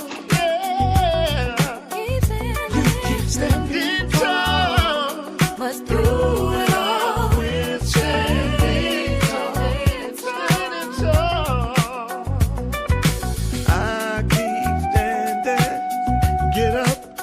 Don't let 'em knock you down. Standing tall. I keep standing tall. Standing tall. I keep standing tall. I keep standing tall. I keep standing tall. I keep standing tall. I keep standing. Tall. Keep standing tall. Keep standing.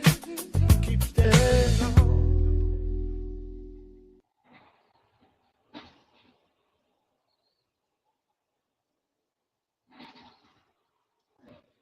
Mm-hmm. Mr. King, when are the shirts coming out? I got so much shit to do. I gotta finish getting the single out. That's what I'm working on. I've got to do that, and then I'll get the shirts. I'll start working on the shirts now. So, but if you guys want to buy the limited edition, Signed and numbered. Album cover I is like only this gonna song. It's dope. It's only gonna be about See how much you said those gonna cost? 200. 250. Yep, 250. Yeah, 250. Mm-hmm. Signed and numbered. But not gonna be 50 of them, maybe 100 at the most. So if you want one, let me know. Yeah, I'm gonna get one. Hey, listen, man, you jam. Can we hear "Life Is Like a Symphony"? Can we hear that right now? Yeah, go ahead. Go ahead and play that Life Is Like a Symphony. I'm gonna do that one too. I got second that one.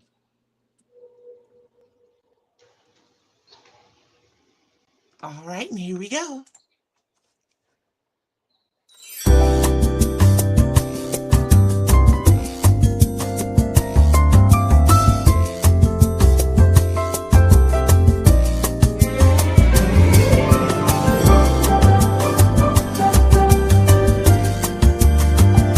Life is like a boardwalk to me. Life is like a boardwalk to me.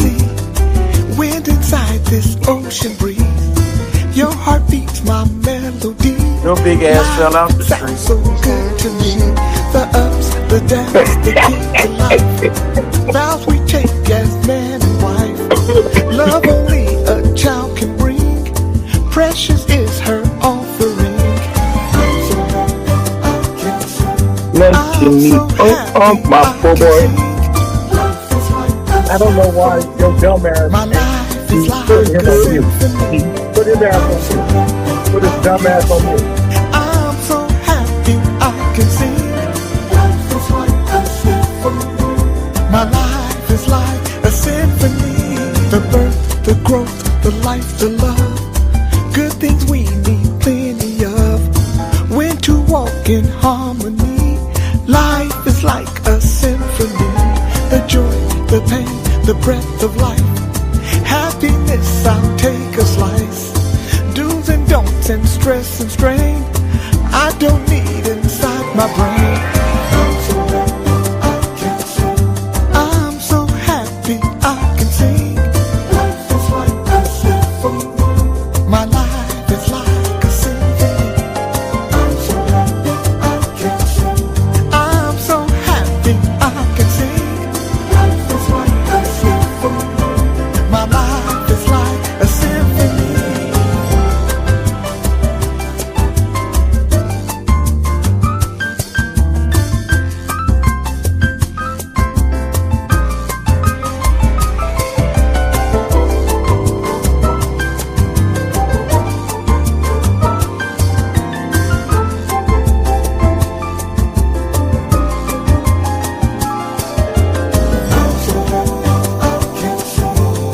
I'm so happy I can sing. Life is like a symphony. My life is like a symphony. I'm so happy I can sing. Oh, I'm so happy. Life is like a symphony. My life is like a symphony, yeah. I'm so happy, yeah. I'm so free. 'Cause my life, yeah, it's like a symphony. Sing my song, yeah. I'm so happy I can see. Life is like a symphony. Oh, my life is like a symphony. I'm so happy I can see. Oh, baby, yeah. Life is like a symphony. Oh, sugar, yeah. I'm so happy I can see. I love it, yeah. Life is like a symphony. Oh, I love the life I live.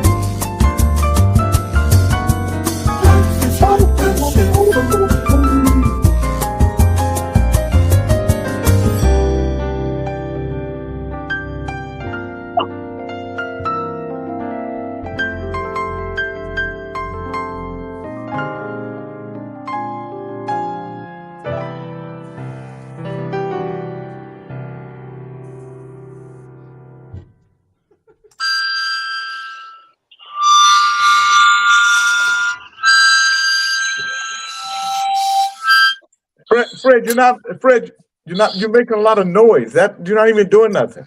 I had my keys down, I bet you that much.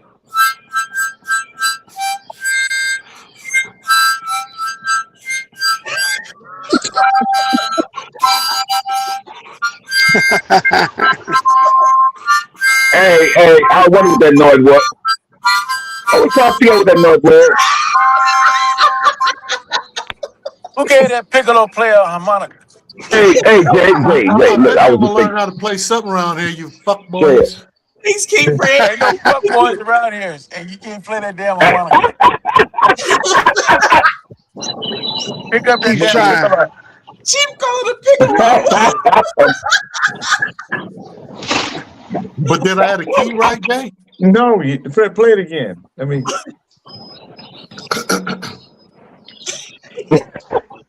I'm so happy I can't sing.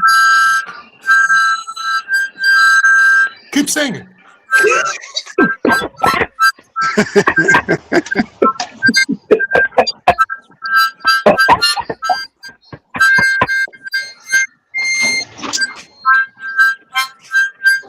Morgan Charles, ladies and gentlemen, this Kentucky rape song, Morgan Charles, got released from prison after many years of sexual I'm assault. so happy. Where the hell did you get that harmonica? That's all I want to know. Yeah, I'm so happy. I'm so Where the happy. hell did you I get that can harmonica? sing. Oh, baby, yeah.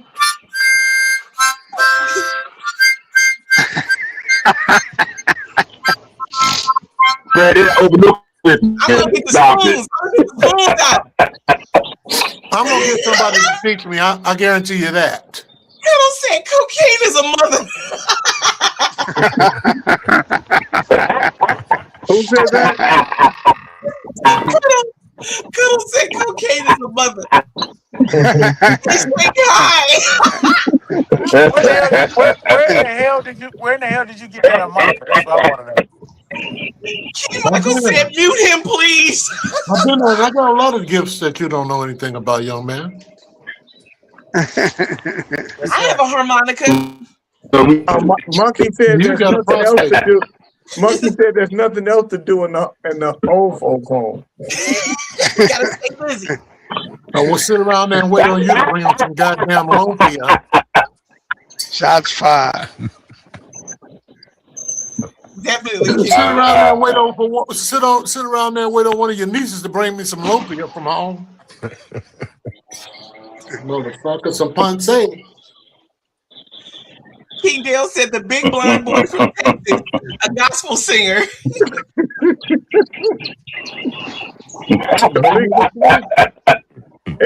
The big bald boy from Texas. Wow.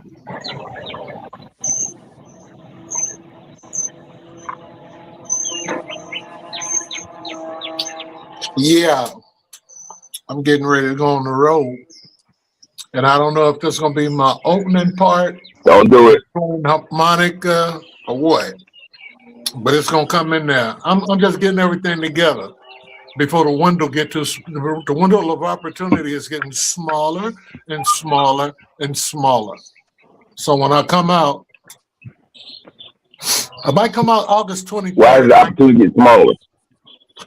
Because I'm getting older, man. I can't carry this mic around with me in my shirt pocket and keep up with it.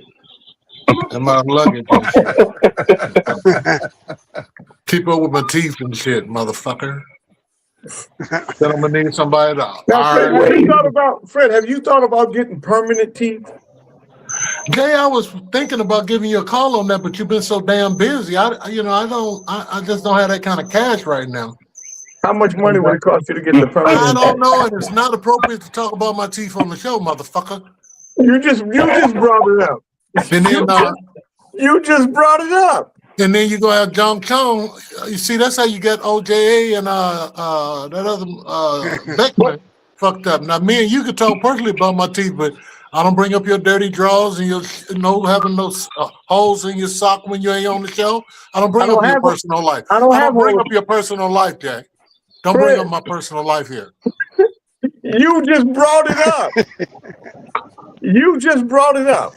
No. All I did was comment on what you brought up. These are fine, Jay. I only got another 15 years here. Okay, if I'm 63 right now, I don't want to invest that kind of money right now. If you want to buy me something, let me see. I don't want you to buy me shit, but I want my funeral right, and I want to have a mock funeral today. You want a mock funeral? Yeah, and I don't want no plates and shit, and I don't want no dinner rolls. Now, do you want me to lead the funeral?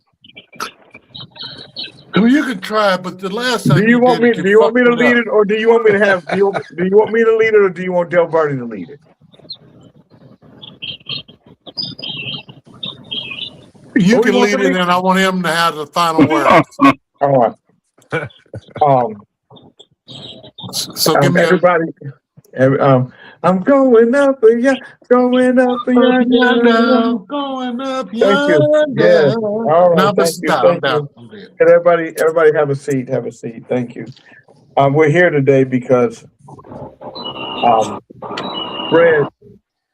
Fred is no longer with us, and we're here to say our final goodbyes. And I don't know if Fred will want us to be sad. I think he wants us to celebrate him and talk about all the things that he's done on Kings in the Morning. We're going to miss him. Well, you guys will miss him. I won't miss 4 of his 5 faces. As you guys know, Fred had one face that was very favorable to me, and that was his second face. And so I just hope that he went to heaven with the second face on. Any of the other faces will damn him to hell. So there's an 80% chance he's going to hell. But before he goes, I just want to say to Fred, what you yeah, because he got 5 faces and 4 of them are shitty. He only got one face that's worth anything good. So if he didn't die on that with that face on, then that mean that one of the other faces he died one of the other faces. So there's an 80% chance, because if you take the 5 faces and divide them by 100%, that's 20% each. Only one face is good of the 5. So that's 20% of his faces are good. I think I want Dale Berner to do it. Then let me tell you something, brother. No, I don't want you to say a motherfucking thing at my brother. And the reason that I say that is because you got 2 minutes that you'll be there, and if you don't want to sit around and cry with the niggas and pull Jen out and talk about how good I am, you don't have to sit there. See, that's what's fucked up. I noticed that when anybody die around here, you diagnose why they died and what they quit, why they would quit doing what they're doing. I don't want you to say a motherfucking thing about me. Just buy the hall, nigga, in the collard greens, and get your ass out the way. That's what I want you to fucking do. Everybody can't be comfortable. They can't cry. They can't get drunk. They can't smoke. Fuck you. Stay away from my funeral. Pay for the shit, the little 4 pork and bean sandwiches and shit that you're going to probably come up with and call it a day. But you don't come around there fucking my day up. Well, how did I mess? They want to smoke weed, they want to drink, cry and shit. And you talking about don't come around here with that. Ooh, all that bullshit. Man, fuck that. We can come up with a couple of rib slabs. Fred, I didn't even say that. Fred, I was just speaking at the funeral. What are you talking about? I was just speaking at the funeral. I said nothing about drinking or smoking or nothing. I don't want you there. Everybody got to sit where you got to sit, table arrangement. No, fuck all that. None of that, Lathers. Yeah. No, man, y'all just don't know. He went next door at his dad's going home and told him to be quiet. He went up there and asked, where is he going? They were kind of loud, though. Shut up, Snicky. I'm like, where in the fuck is he going? It's a little cocktail place over there next door, and this motherfucker. Here you go. I said, oh Lord, go over there to make his cousins and shit. Shut up. No, you stay your ass at home, JK. Okay. Shit, Fred. See what King Dale Fred. said? Where's the pork and Fred? I got. Where's the pork and bean sandwich? That old poor Who made ass that shit. That nigga ain't gonna buy no meat. He gonna try to feed everybody off poker beans. Get them nice and full and sing them a song. I'm just saying, we put the poor boy on that. You did pork and bean sandwiches. That nigga go get them. He said, Jake comes with poker pork beans and and some bean bread sandwiches. and send their ass home. Good morning, Stone. Stone Patrick, I was asked to do Fred's eulogy. I started doing it, and he just kicked me out the whole funeral. Fucked it up. So I'm gonna say this. I'm gonna say this to everybody. If you don't see me at the funeral, I want you guys to remember this day. Don't you pay none of that no mind what King Fred said about that. I didn't see him. Did you agree with him? I didn't see that motherfucker. I don't remember. How much money is it? How much y'all got? Well, don't give it to them, because they ain't got no money. Who you with? And we're gonna do it like this. We're gonna do it like that. He runs some shit now. He can take over some shit. But why would you make shit up about me? No, I ain't lying. I ain't lying. Let me see what was. Yeah. We was at something over there for Tony. We was over there football. I ain't gonna lie, he said you bringing pork and bean sandwiches. Yeah, I'm gonna try to play some pickleball We today. was fucking around. That nigga just don't give it to Fred. And Don't you give guys it to play him. pickleball Don't give before? it to him. Don't give it to him. Yeah. You ever play He say, pickleball? that motherfucker, they ain't got no money. Yeah. He gonna go in the bag later on tonight and get Nobody? him some donuts. I see Fred moving his lips, but I can't hear him. Let me go out and come back in. You know you don't like to listen to me talk no way, nigga. GC radio. Now, back to the funeral. Oh, You said shit. GC radio. What is that? Hold on, GC. That's his station, Scissors. GC Ready, Get Connected Radio. Well, first of all, he didn't think Fred could hear him because he was talking. Good morning, Greg Beasley, and Fred kept talking over him.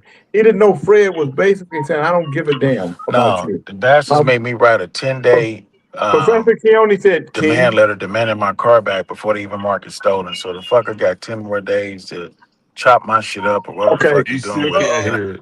What? King, Can't hear it. is that a waterbed you're showing in the screen, bottom left on our screen? Just asking. What are you talking about? At the time, it was King Chief at the bottom left. Professor was We talking didn't to need you to clarify it, Snicky. How you because right now, King Sufficialite is in that position. And it wasn't King Sufficialite. He was cracking on this Catch a Fade Friday.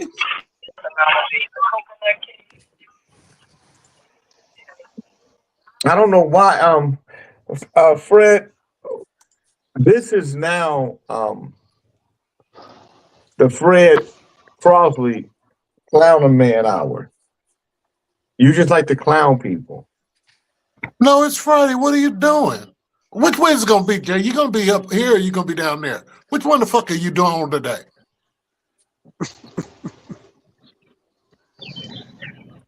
Going on with your music, man.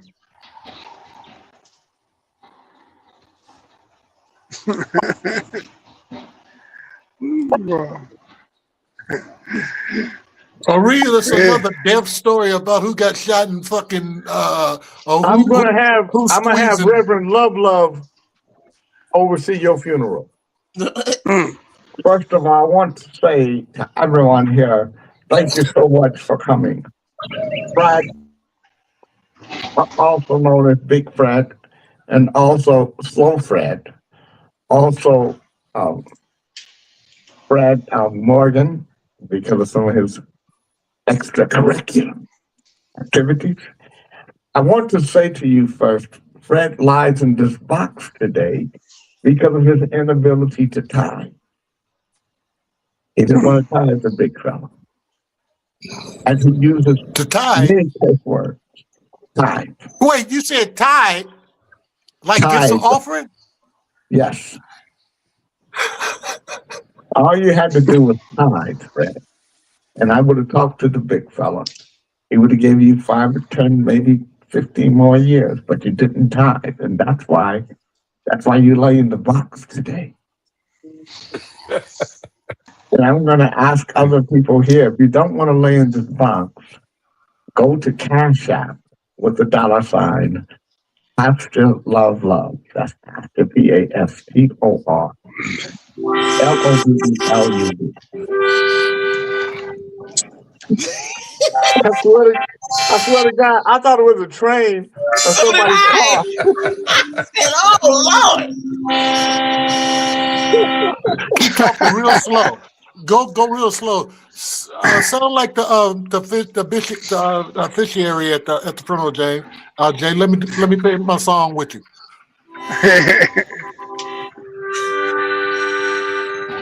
Yes.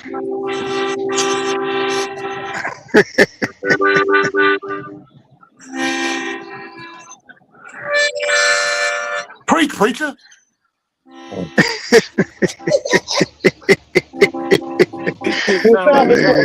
Fred, you sound like Fred, you sound like a you don't sound like a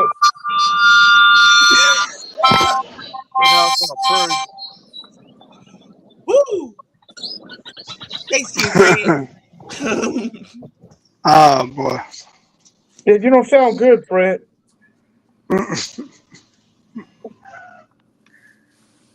So in those old Western movies, no, they sound good when they out there on the range and they burying a motherfucker with some but Fred, you sound like a train. Wait a minute.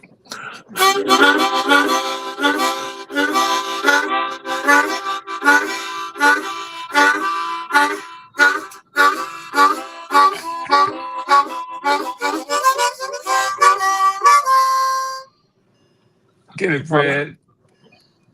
Val gonna put your ass up out of there. I need to give it back, please. I'm gonna get you a broom, one of them old dog bathtubs, and a string. And I'm gonna tell you what's happening right now. Let me tell you what's gonna happen to you. That Sir Fish-a-Lot gonna get you kicked out the house and a lot of other shit. Talking about get it, Fred. Don't nobody want you to get it, Fred. Don't nobody want you to get it. Don't nobody want to hear that shit. He had a couple chords going on there. No, he did not. No, he did not. And I'm gonna tell you, those were chords. Those were chords, Sir Fish-a-Lot. I'll call you later. Fish-a-Lot, you're going to hell. Those were chords, Sir Fish-a-Lot, right here.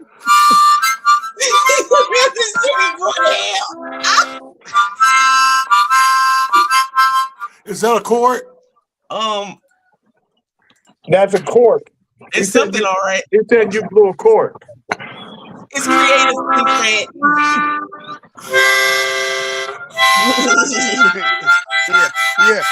Yeah. Pull the cord. Pull the cord. I'm in there dancing with this. I'm gonna dance. I'm gonna buck dance. I'm gonna do a whole bunch of shit with that. It's kind of like in my nature to be old Sammy Soul ass. Not Sammy Soul ass, but buck dance. Buck dance. Buck naked and buck dance.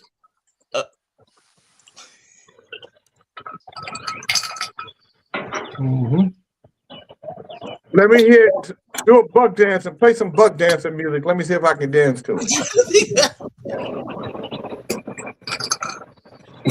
Don't do it. Little Freddie Don't forget Wonder. where you was at last night. Now Come on, little Freddie. doing that shit. Come on, little Freddie Wonder. Play buck dance music. Let me see you play buck dance. I'm gonna see if I can buck dance. You want me to Did I play? get that right?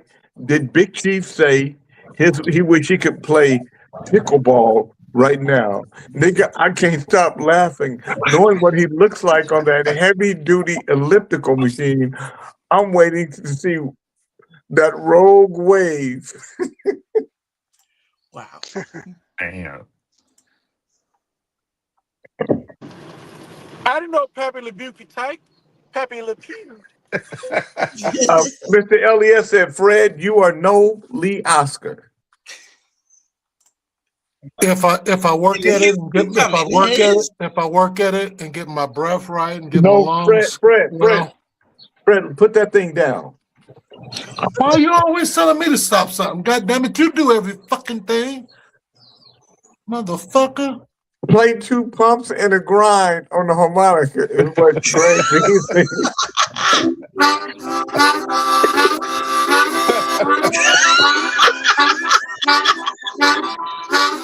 Come on, baby, I'm going to cook your ass and a bump and a grind.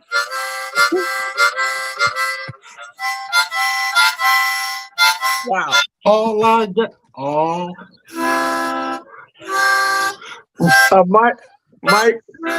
Michael Robinson said they're the failure to communicate.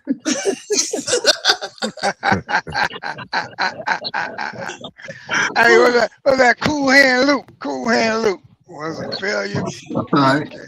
I remember that. I always want to be in the band. Always want to be in the band. I wait Yes, till Greg Beasley. This says Catch a Fade Friday. Good morning, Chocolate. Good morning, Chocolate Peach. Good lovely. Hey, Peach. We see why you didn't make it in, Fred. Why I didn't make it because motherfuckers. What's up, Chocolate? He didn't make it. He didn't make it because he wasn't talented. You hear him blow. You hear what he They want to try to hit you fucking around. Ain't none of them women that be flying to LA all back in the day with them weaves and $600 weaves and like that can't sing worth a fuck. Can't remember the words. They just look good. And there was a whole bunch of niggas out there that just look good. That can't. Wow. They call them studio motherfuckers. Fred, you put some lights and some glitter on anything, it's gonna goddamn be a show turkey. Yeah. You could I could have been retired by now. Doing what? Just sitting there doing like this and talking this shit, you know, with a couple of big old booty girls on this side dancing and shit, and then I just kick back. That's all. Man, them motherfuckers ain't really doing a whole bunch of jumping across stage and running and doing the damn thing. None of that. You hooked me up with what's her name, Megan Thee Stallion. If you hook me up with Megan Thee Stallion, and I get me the right uniform. Now you did. Now you really did. And they'll say it's because of Jay. Now you did. You know, yeah. Megan Thee Stallion, and he looked at her and just fell over and he died. It's all Jay's fault. That's what that'll be. One pump and grind days broke up.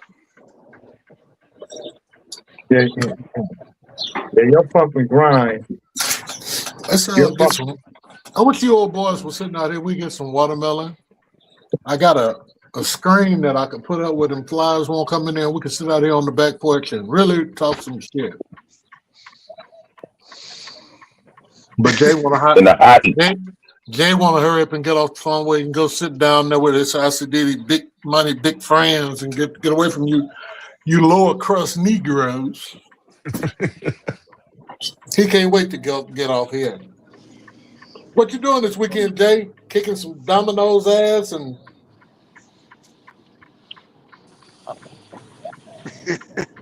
Uncle Fred. Yeah, that's me. I was obedient. I listened to you.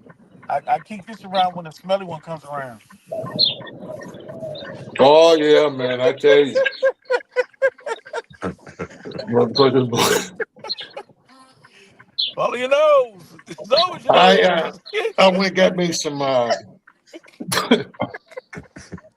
grandkids is here for I guess a couple of days or whenever they come, so I had to go by. I went down there, Walmart, and got four of them damn things of Listerine. when I was in the car with me the other day, I said, damn, did you brush your teeth? Yeah, I brushed my teeth off. I said, no, that ain't brushing. I said, teacher put up with this every day when y'all at home and shit. I said, now this is no reason for that. Now you need to use this every day. You might have a cavity, King Fred. He ain't got no goddamn cavity. Okay, dentist Fred. Listen, let me tell you something. The boy, Valerie took him to, he's fine. He needs to brush his ass and wash his ass. He's sweat. They go to these pools. You don't tell me how to be a man any goddamn way. Anyways, I didn't tell you. I just suggested See, that's that. how come that's why we have to separate the men from the women on these shows. All right.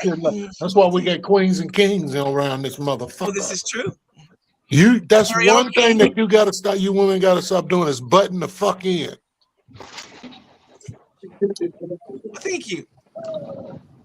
Especially when some little boys is like that. Some and girls do too, you know. I mean, I had one partner. Hold on for a minute. I had one partner. Hold on for a minute, Chocolate.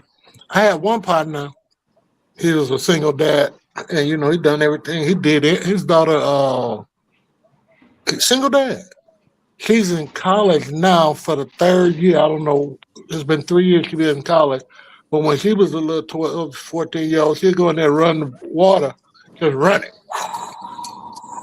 Like she taking a bath. He said he was in the truck one day, and they was on their way to drop off at school. He said, oh, hell no. So he said the next time she was in there acting like she was taking a fucking shower, he opened up the goddamn door. He hear her ass sitting up in there, just sitting there. I don't know why, motherfucker. Some kids, they just don't like water, and they don't know that. Once time a motherfucker smell you become a fat, funky motherfucker. You be the left stuck. You can't leave that down. If you fuck up on some food, you feed somebody something to make them sick and make them prove it, you might as well shut down because everybody in town don't know it. And if you stink, if they smell your ass, it's unacceptable. They don't like to be around you. Right or wrong? Right. I remember I had a partner. His mom used to lick her finger, put on his neck. So, nigga, you salty, go watch it.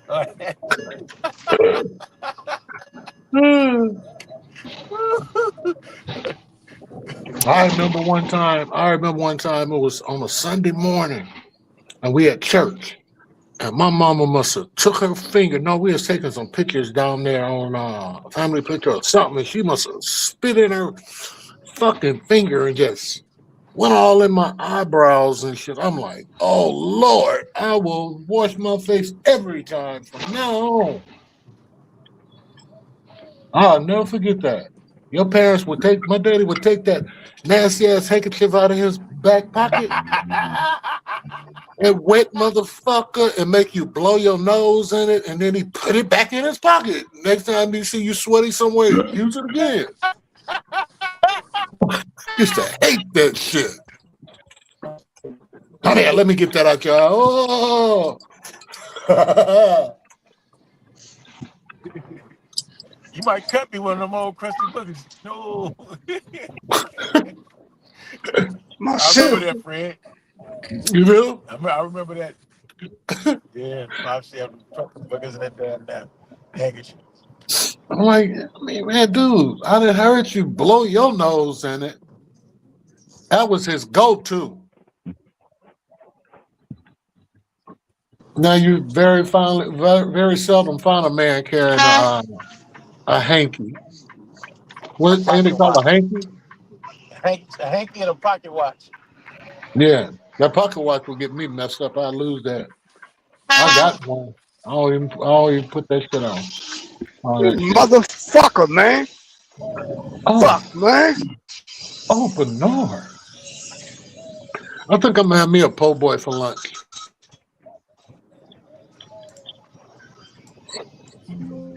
Get your po' boy, Uncle Fred. I ain't gonna go get one. I think Get me one too. Get me one too. Oh, you don't need one. Watch your calories. Why she gotta watch her? I don't. Why she gotta watch her calories? Well, you know, she has a sickness. She has diabetical real bad in her. No, I don't have it real bad. Diabetical. What's diabetical? When her ankle swelled up last week, she didn't heal. Remember from the last fucking fall, Jay. And then when she load down with all those carbs, she always get caught in a fucked up position. They can't make it up the stairs or something's going on. What fall are you talking And about? she just ride around shitty all day. And I walk up the stairs all the time. What are you talking about, sir? I'm only talking about what you told us. I ain't told you nothing about that. I ain't said nothing about my ankle being swollen. I ain't said nothing about falling because I ain't fell. You didn't cut your ankle. You didn't touch your ankle a couple of days ago. Why you sitting there like an old man? Why you sitting like an old grandpa? Why you sitting there? That side profile like an old grandpa. What are you talking about, Frederick? Yes, Frederick. What are you talking about, Frederick? Hey, don't make a liar out of me. I know you cut your foot, your ankle or something, and you said we was trying to get you to stay off it. You lost 3 days of work last month, but right before we went on the cruise. I don't want to go back and forth with you. I said that's why I don't fuck with you. Who gives a damn what happened there? How about that? Let's move I on. never said anything about losing 3 days of work. I said, yes, I did cut my I foot. said you need physical therapy. I don't need physical therapy. My foot is already healed. And your head. Fred, what happened to your I foot? don't need physical therapy. What happened to your foot, Fred?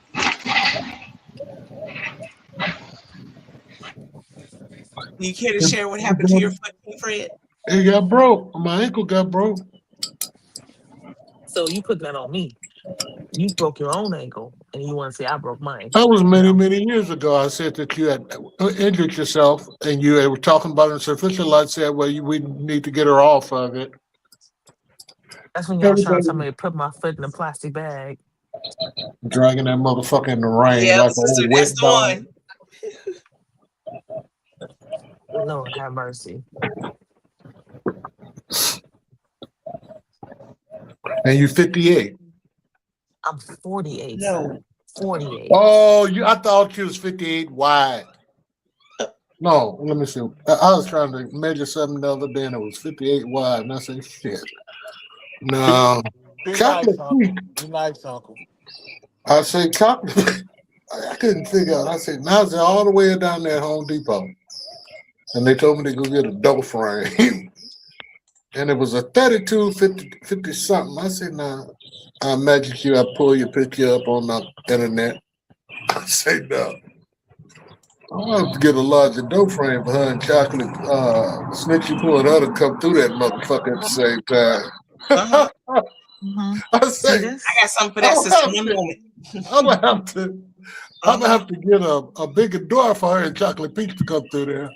Oh yeah. I said, the man told me he said it's gonna be $350,000.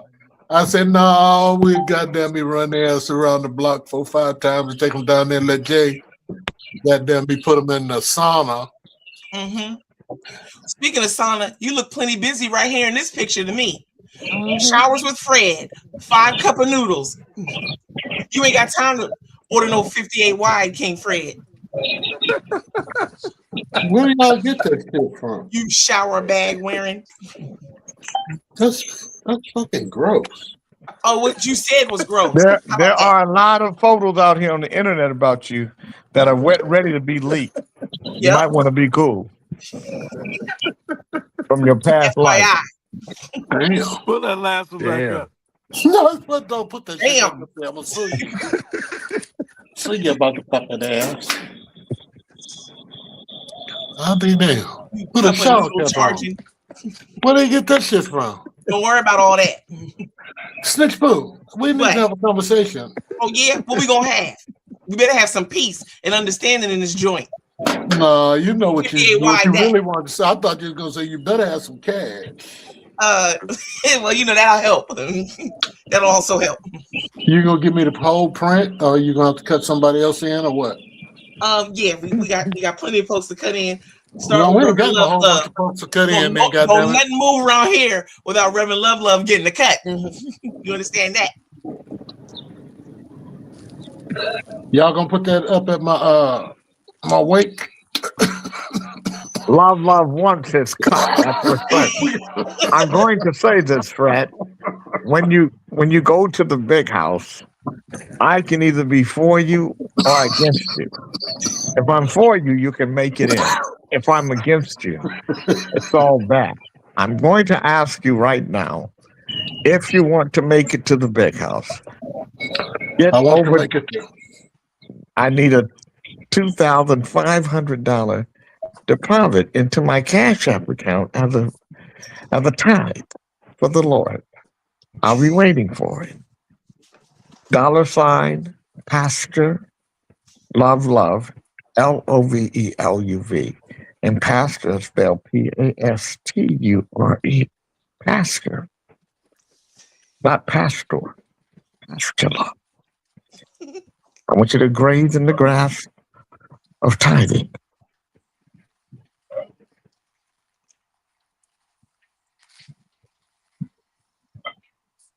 Yeah, 58 wide that King Fred.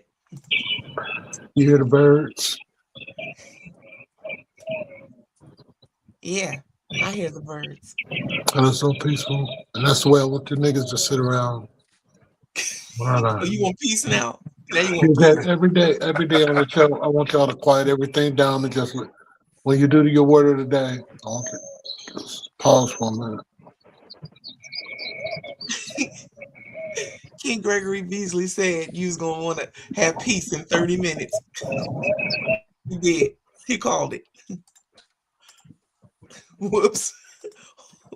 Hold on. What did I just do to King Bernard? Oh Lord. The chief think he's talking to us? Chief, are you speaking to talking to us, somebody Chief? else? I'm not sure. He was putting a hot comb on somebody earlier. King Chief, you speaking with us? He has himself on mute, King's official out. I can't take him off mute. But I can play our outro song.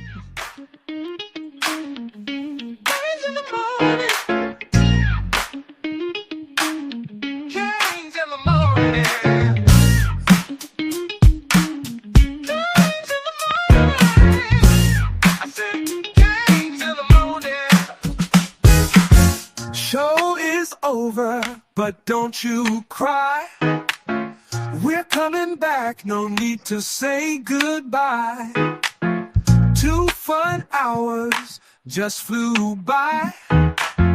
Tomorrow's near, now dry your dumb ass eyes. Stick around for the 3rd hour of power. 3rd hour of power. It's worse than this, and they will devour. Kings in the morning. Kings in the morning.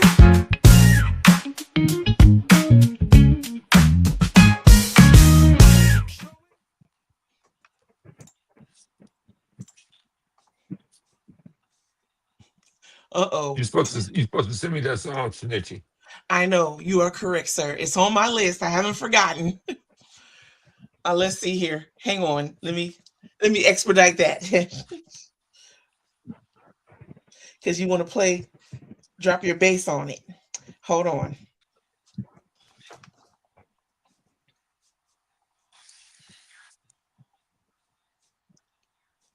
To our sister Jelena, I just sent you a text message back. Thank you. King Michael says, Uncle Fred, you got 2 more minutes to go in the shower. Let's see now. Where is the main file for that? Why do you refer to him as a king? Because he is. This is Kings in the Morning. What am I to say? Peasant Michael? Commoner Michael? Just addressing as his name on the internet. He does not. It takes a lot to be a king, okay? Oh my goodness. 250. It takes 250. It take a lot, like 250. Right. And she just, opening it up to the public. This is a brand. It's a J. King thing, okay? And we sit around the table and we have one another out and we talk personally to each other. It's not built like you want it to be built with that fake ass prostate. Shit. Well, the prostate is fake. But the decency and respect is authentic. Well, we're not trying to have that. Now, you want to go to the powder puff section? Go to the powder puff section. Well, I do have powder This is uncut foam. You know, we keeping it real here, baby. You understand me? Now, you trying to bandage and giggle and make love with these guys. That ain't what we doing. Oh, it's just a decent thing to do. Just to be nice, to be nice. Respect. It's a show. It's a show. How you gonna make it? Listen. Let me tell you something.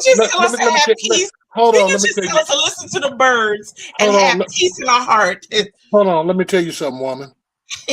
King Michael to our sister Chocolate Peach and me. He's shooting me right now as well. Let me tell you something, woman. Yes, I'm listening, sir. Now I gotta figure out what I'm gonna eat on my sandwich. Like my I suggest you have some fiber. You don't know po' boy. Is it po' boy time? It's po' boy time. You gotta put something on my gut. I've been raising hell with y'all. And playing around. Cock-a-doodle doing. Shit. Let me get something in my shirt. Some strength. Oh. What you got planned for the day, Sir Fisher? You going to work this evening? No, I don't work. I already did. I did my work already. Oh, okay. I'm going to a concert tonight. Oh, okay. Which one? Marcus Miller. I think you told me about that. Even though I just saw him last weekend. Oh, okay. You're saying okay. But he's the GOAT. He is the GOAT. Bass players, he is the GOAT. Yeah, I was listening to some of the music you had sent me. Marcus Miller. Yeah, man. He is the GOAT of bass players.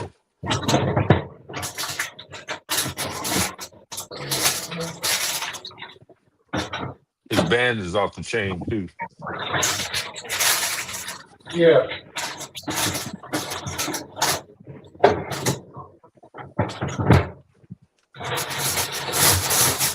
Damn, Fred, what you doing in there? Tearing shit up? Gotta get some lettuce out. Let me turn my thing off because if I have a sensitive receiver here. I have a very sensitive mic. Now you gonna make me cook a po' boy. Bacon, egg, and cheese po' boy. Oh, boy, hey man, put a little butter on there now. And toast that bread. Ooh-wee! I got some croissant bread. Croissant bread. Croissant. Yeah. I got some multi-grain bread, some red onions, and some tomatoes. No meat. Don't do it. You want to play pickleball, Chief? Yeah. Yeah, pickleball is fun. Chief, can I tell you something? I want you to get out there. I want you to have some fun, but I want you to wrap your knees up, man. And stretch. I got my knee brace, man, because I got to wear my right knee buckles a lot. I have to wear. Make sure you stretch before you get out there, Chief. Yeah, buddy. Well, I'm playing my wife. She done had a hip surgery, so I got a handicap. Wow. Well, if you don't stretch, you might be handicapped. Better know it. We both be tore up on the floor. You better know it. I stopped roller skating because I don't want to say I have fallen and I can't get up. I need to get into an exercise regimen since I'm not walking my mile every day from work. I keep getting these things on Instagram about the air Tai Chi and the military calisthenics. And they're trying to sell you something, right? They're trying to sell you a subscription. Yeah. So I looked on YouTube. They got the exercises right there on YouTube. You ain't got to pay for shit. Shit, I wish I'd known. I bought the damn subscription, the 7-day subscription. I figured I just repeat the same damn thing. You do the 7-day thing, you just keep repeating it. You don't got to buy one for 52 weeks. Just do the same Yeah. shit every week. I'm telling you.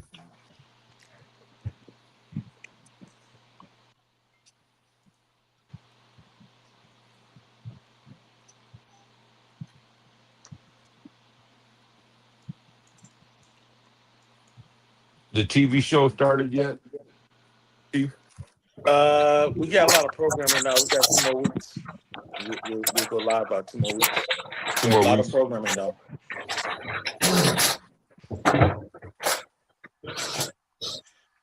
Who was that you were having on the radio? Was it next week? Cheryl Cooley Climax next week. Yeah. Cheryl was crazy, man. I can't wait till she get on the Jay King show. She is wild. Now she's the one. She's not the lead singer, right? Yep. Okay. So who was Bernadette Cooper? She's one of the members of the group.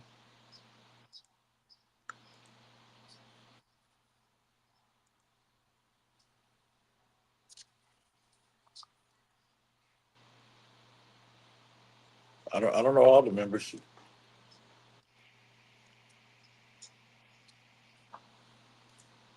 Oh, girl was playing bass. Tiffany. I think she's from the Bay Area. Tiffany Lloyd. She's pretty good. She's a pretty good bassist. We're gonna make Uncle Fred an honorary member. He's gonna play harmonica and piccolo.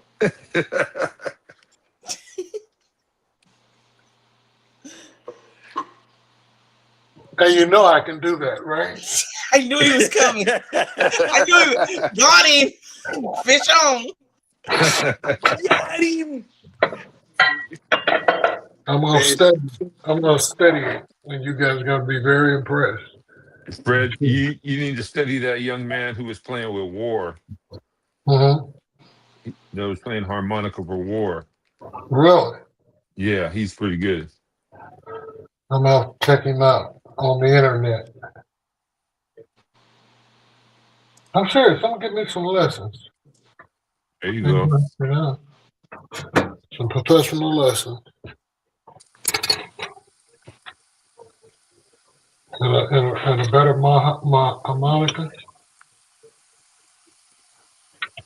Then you're gonna say, Jay King, what? Now what? Jay I ain't King. Jay King. Me and you going on out on the road. What are you talking about? But you know, he's gonna say that he put us together.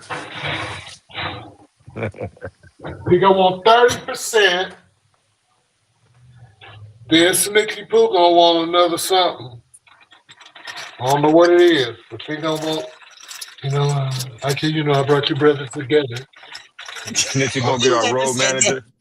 You gonna be our road I'm gonna be manager. the road manager. Oh Lord. Y'all ain't never heard a road manager. Good morning, Coach B Butch. Welcome in. You'll want to rewind. There go to B bitch. King Fred was playing the harmonica today. You don't want to miss that. Man, you're gonna have to pay for it, homie.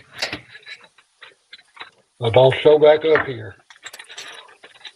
You're gonna have to pay some dues, partner. That's for sure. One way or the other, because we're having a concert in your city. Where you live? He's here, Northern California. Oh shit! I'm talking shit to the wrong somebody. I'm gonna leave him alone. He'd be to run up on my ass at the airport or somewhere. I gotta be more careful. Sorry, sir. People be looking at me like out the side of their eye. I'll be like, nigga, I see you looking at me. Go ahead and say something. Was Janet Marie on earlier today? Yes.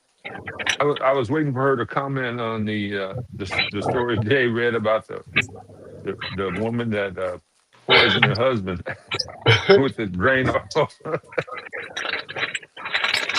I think Sister did say something about that. I missed it. Yeah, let me see if I can dig for that.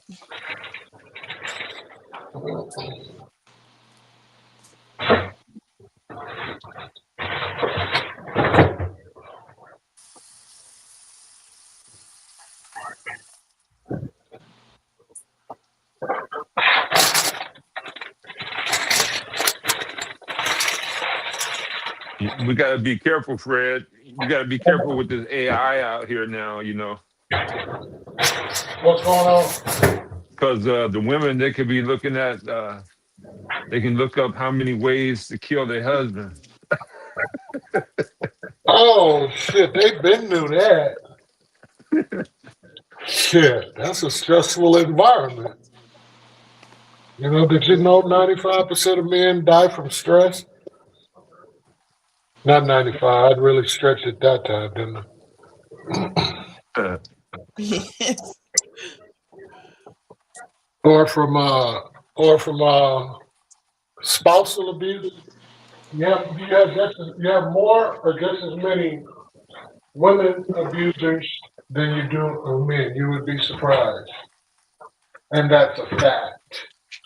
Here on the J. King Network. We don't bullshit when it comes to facts. Because we have a fact checker here. And her name is Mitzi Pooh. We all, oh Lord. Runs on principle and facts. So like I just said, 95% of men are being abused at this point in this nation, around the corner, on this show, right now. It's a fact. Most men work very hard to come home and retire. Maybe get a boat, maybe get a guitar, maybe just sit around and ponder. But the wife, she always has something fucking going on. And the stress, or just the uncertainty of when they go to the store, if they come back with $3,000 worth of debt. Or might even tell you to go outside and prune prune something on the side of the road and a bobcat tear your ass up. Or you can fall down. You're just lazy. Go out there and do something with yourself. Pick a hobby. So then you go out there and then you go get some golf clubs and you find out most of the time we're just hanging out at the golf yard down there drinking beer and fucking off your money on some bullshit chicken wings.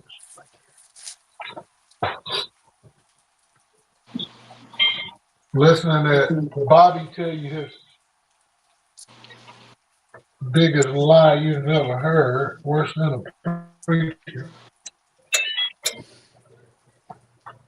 I was going through looking for our Sister Jana Marie's message and found that one. Sometimes StreamYard doesn't populate the messages as they come in real time. So I have to go back, and I just seen that one and didn't see that originally. So I'll be sure to acknowledge King Dale, because he definitely does look out for all the sisters as well. Is Dale on here still? No, he left out. Yeah, so while I'm going back here looking for the comment, and I seen that one, and I just want to put it up so I can remember. Which one you talking about? The one when I said King Dale? No, he's going back. This was during the time when y'all were speaking about OAJ and his rudeness. I didn't see his original comment in real time, so I'm glad I'm going back here because I wouldn't have wanted to let that go without thanking him as well.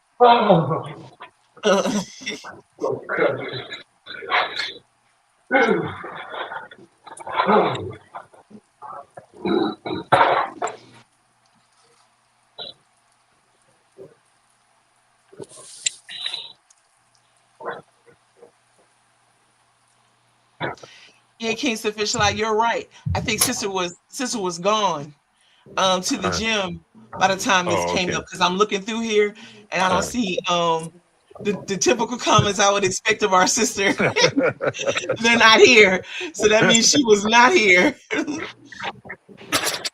I got some New York style rye bread. I have some white bread, and then I have some po' boy buns original. And I think we're going to go po' boy bun original. I'm going to toast that with a light spread of butter. Then we're going to bake that down with some tomatoes and some fresh onion and some garlic and just maybe a little spinach salad on there. We're gonna cook that bread gingerly. Okay. King Michael asks, he says, Uncle Fred, are you making a spam po' boy? And to you both, you and King Sufficient, King B. Butch says, Fred, I'm going to need you to play the harmonica on some tracks. Let me know when you're ready. And he says, Fish. Always ready. Well, that's wonderful. Fish says, fire up that bass. He says, Fish, fire up that bass and give me some live bass lines. And King Gregory says, has it been confirmed that OAJ passed? Cuddles. Google it. Tell us to Google it. Cuddles was informed. He informed Jay and Fred. They informed us. So on that, Fred, I think we just left it there. I don't think anyone confirmed it. Yeah, Ali said Jonathan had called him, right? Texted him, yeah, to let him know. And before he asked that, he said, King Harmonic Fred and King Fish-A-Lot coming soon to a city near you. Okay, homie, you might be one of our roadies if you know. If you know how to keep your mouth shut. Now we're going on the road. Stay on the road. Now, if you know how to keep your mouth shut, you can possibly get you a job as a roadie, or something like that, security or something. But now, if you keep running your mouth, running around here telling everything and trying to slip in the back door free without paying that $250, young buck, been there, done that. I knew that was coming. Yeah, trying to befriend us. You got a lot of collecting to do, huh? Okay, I'm gonna go on an ass kicking collecting tour here in a minute. You playing with me about my money, my partner's money. I'm shit. Now y'all might know JK, but y'all don't know Big Fred yet. Carry a big stick. Coach B. Bush says, I have significant road management experience. And he also writes music. Okay, well, settle down, champ. There's a list. A list, B list, and a C list. And I just can't commit to you right now, but you send that $250 in here, I think Ultra or Shiny or somebody get you, up there with the right people. But well, you don't sound like you're serious. It take money. We already, wait a minute. Did I hear somebody giggling in the background? Yes, you did. Yep. What is that? I'm giving y'all too much. Right now. I'm gonna slow down. But yeah. What happened to Charles? He at work?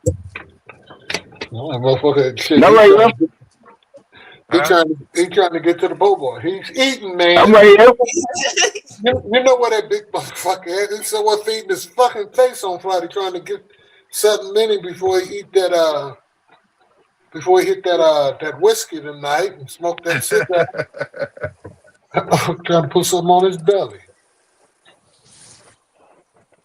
I'm right here, bro. Before he end up in the Frank. Hello? We hear you. Hello? You hear me? Oh. Yeah. You ain't nobody. Shit. You look good, bro. Hey, damn, dog. I gotta be on hostility, bro. Oh, yeah, absolutely. What's going on there, sir? I'm a child got making me a Just saying.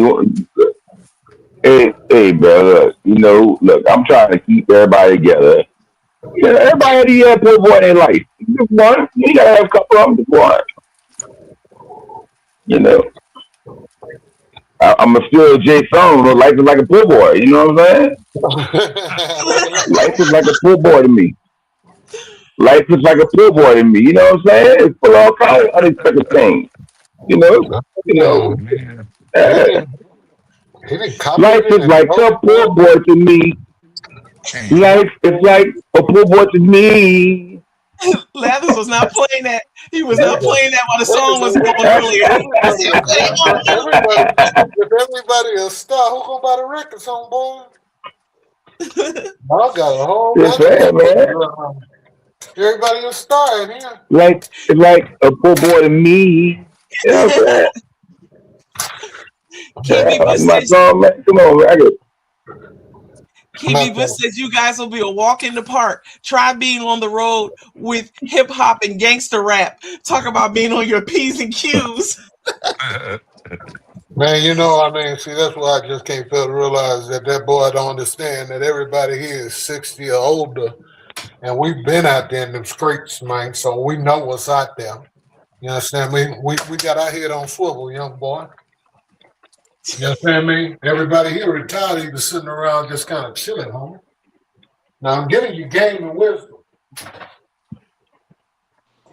But I heard that the game was to be sold and not told. That's what I heard. Well, you don't know what you're talking about. I'm trying to keep this nigga alive. I'm trying to keep that young boy out of Trent Holmes' way, because I'm going to the Megan Stallion and to the blues joint this evening. Down in Austin. So you start thinking about all that time that dude been sitting in jail, and it was the truth. That dude said he ain't nothing to do none of that. They do that in Texas. That's crazy. California too, though. Life is like a poor boy to me. Just saying, man. He gave me a good song, man. Poor boy to me. It's mayonnaise, sauerkraut, and yeah, but it's like hey,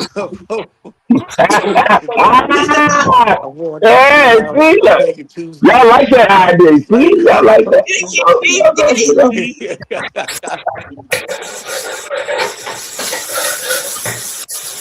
KB Bush said, I had my first DJ job in 1980, Sir Fred. Hey, tell him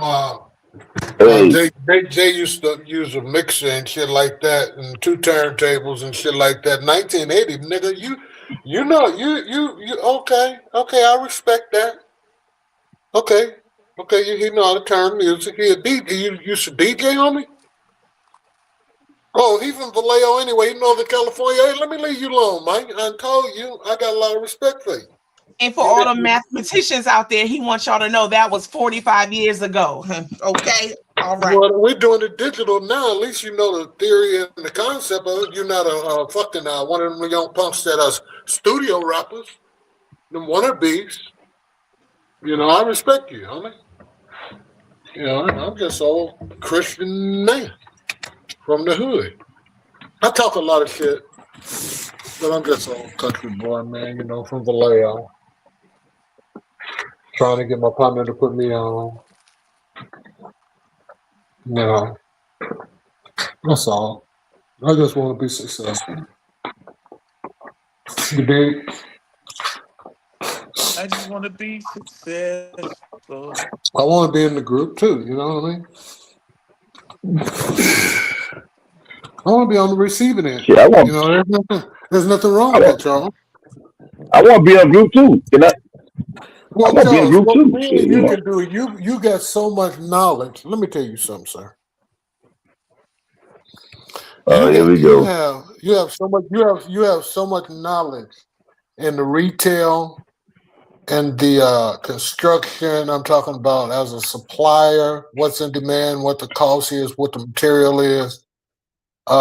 There's so many individuals here, especially he gets a lot of knowledge. Now, this dude here, he was talking about construction and making some money and who had the money to buy some houses and buy some property the other day. You know, y'all all got like they come in here with that bullshit about who he met with last night. Y'all sit up in here and brainstorm all goddamn day, but you sit around here and call each other fuck boys and won't come up with no money. I'm not gonna keep coming here to this show. Damn, dog. I apologize, bro. I don't mean to make you feel like that, bro. You know? You know, you want Hello? to buy a po' boy sandwich, man, you know, and I be hungry and shit. I can hear you, Scissors. Man, fuck Scissors. Damn. Catch a Brave Friday. Damn, bro. I can't even go get them fast enough. There they go. Wow. Damn, bro. Hey, Charles. Yeah, sir. You know? Do you know the cost of square footage of Hardy Plank? Well, it comes in board. Okay. So yeah, it's a 4x8 sheet. Yeah, they come by 4x. They're not 4x8. They're probably. No, I'm not talking about the sheet. I'm talking about the plank, the siding. Oh no, you talking about the? I think about yeah. You talking about the house? You talking about the plank? You talking about the plank? Yeah. Board, the plank. Yeah. Yeah. No, you know what? Don't know how much that. I you know what? Okay. I don't know. I don't know. Do you know how much the boards are? Because it's probably comparable. No, because it's different. Oh, because what you using it for? What you using it for? What you using it for? I'm residing the part of my house. Yeah, you use the plank. Yeah, not the board. The boards are different. Boards are mainly for the bathroom. Yeah, no planks. You want the plank. You know, it's crazy how durable that stuff is, but I eat. You know, it's very durable, but it breaks real easy. You know that? That's crazy. Yeah. It's durable in your house, but just handling it's fragile. Mm-hmm. What you talking about, that tongue and groove shit? Like Cuddle's back. No. It's cement board, like plank. Yeah. They come like they're like 16 feet boards. But when they handle them, because they do is, I think it's 16. I think it's 16. 16 or 12. 16 or 12, one of them. But what they do when they ship them, they put them on this flimsy pallet and they stack so many of them. But none of the machines that none of the major stores have can never carry it to where it's stable. So when they carry it, it bends. It really bends. And so, in the meanwhile, trying to put it in where it needs to go at, to store it for people to get off it, they have to, let me say this, they wind up damaging several boards trying to put it in where it has to go because it's never sturdily flat. So, they wind up losing probably the first 20 boards off the top.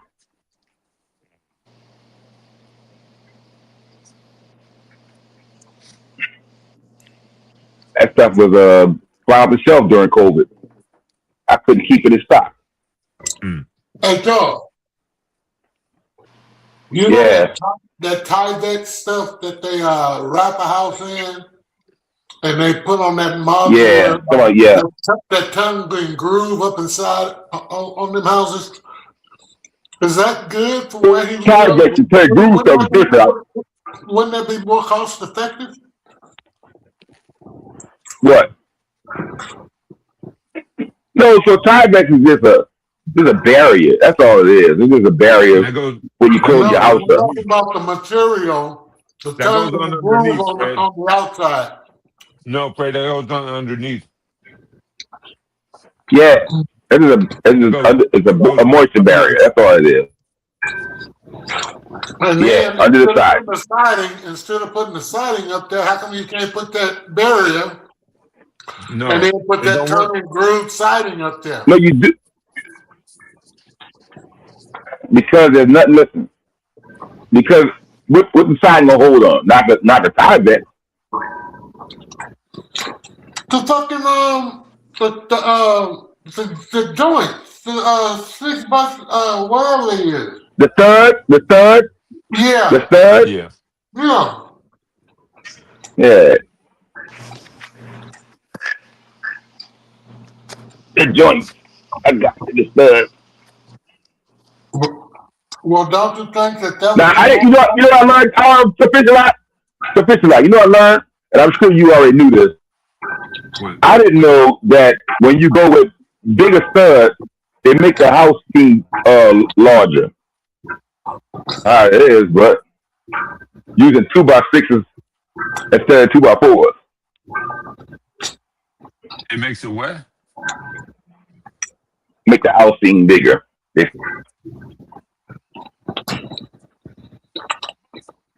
That's a lie. It makes the house square footage bigger.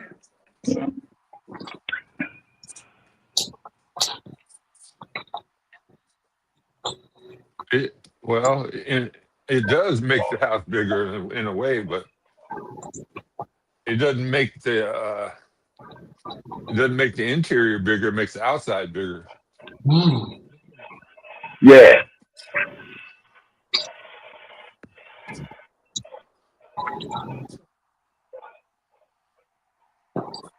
Hey, Sufficient. Yeah. How come you won't break it? I see you what? break that side that needs to be done and come on around to the front and make it. I see why? No, you don't. You don't want to do that. I mean, that's a lot. That's way too much. It's already sided with siding, so you wouldn't want to replace that with brick. Yeah, you can try to replace. No, yeah. You want to replace it with siding, some other kind of siding.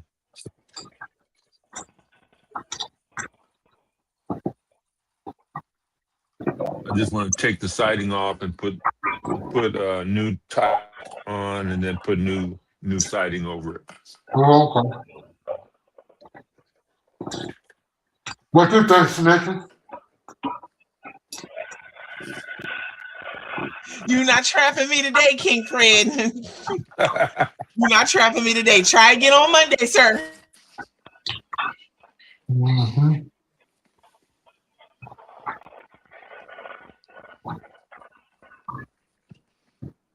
I hope Bernard is okay. What was he doing? What happened to Bernard? What was he doing? He was cussing at somebody, and then he went off. I think he left the show after that. I think he damn near ran over somebody, put out in front of him or something.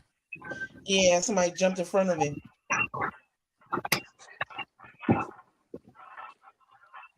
Idiot fools be just cutting in front of trucks.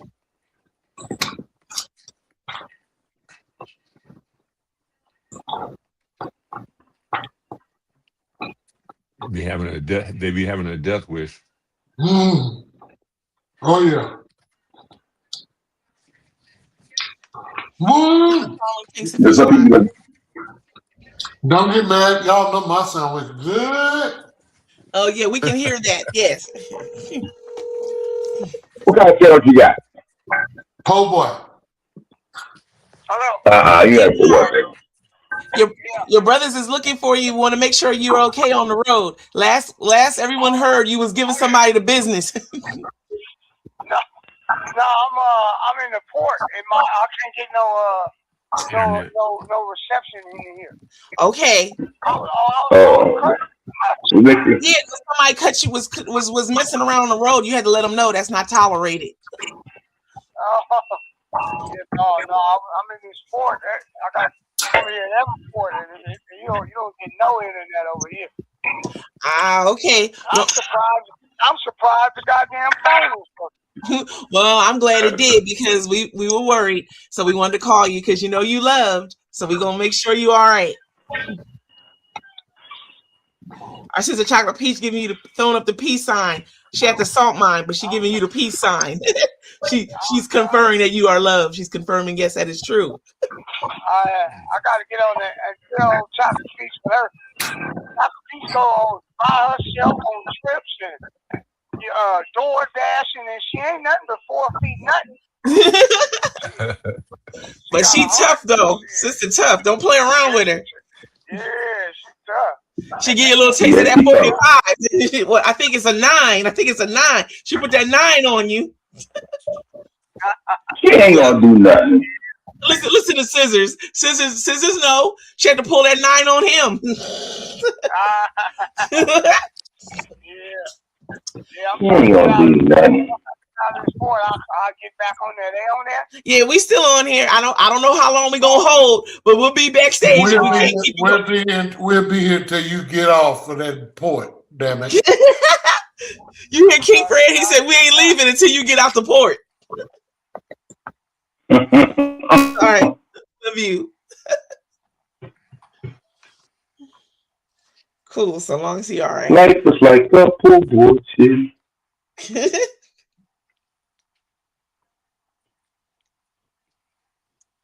Yeah.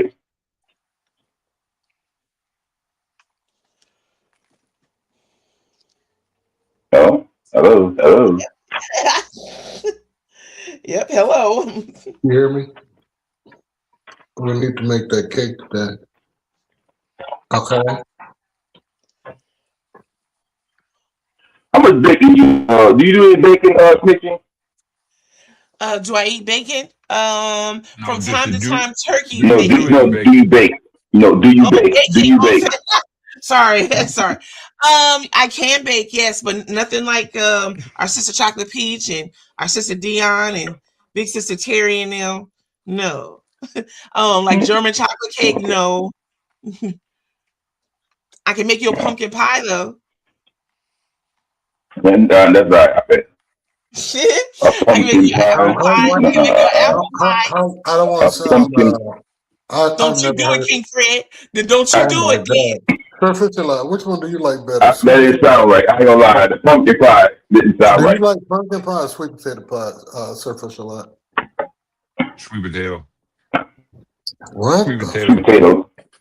Me too. Where do Potato. you get these all ass pumpkins at? First off, they're not old. You get them in season, sir. You go to Rayleigh's and you get the good one. And you get 2 of them because you got a request for pies. King B. Bush. Hold on a second. We have a Rayleigh's, sir. I have you to know. And we have a Sprouts. Okay, I know where you're at. Hey, Fred, you know, a drummer is a badass when he can wear something like this to a gig.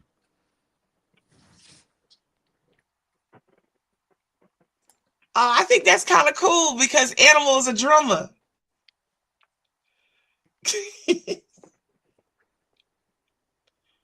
His drum set don't even match. You know you're a badass if you can wear that. If you can wear that to a gig. Wow. That's little John Roberts.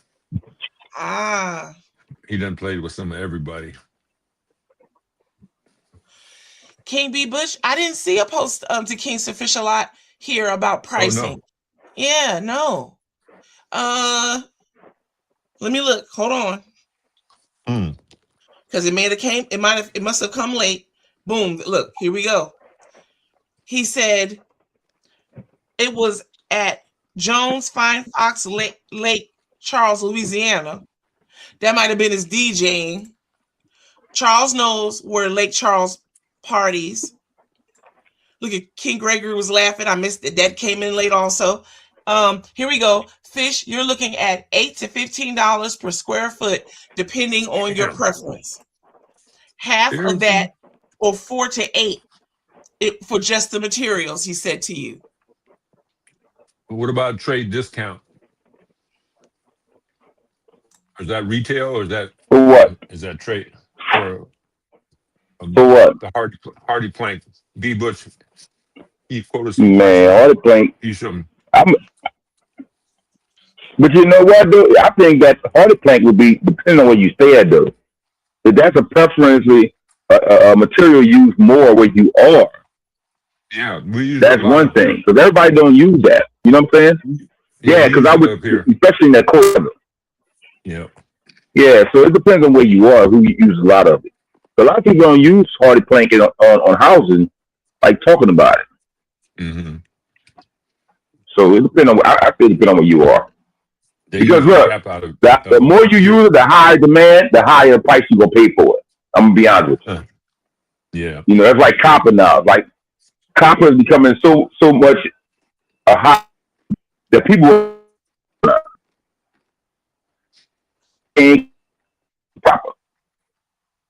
copper wire has gotten high.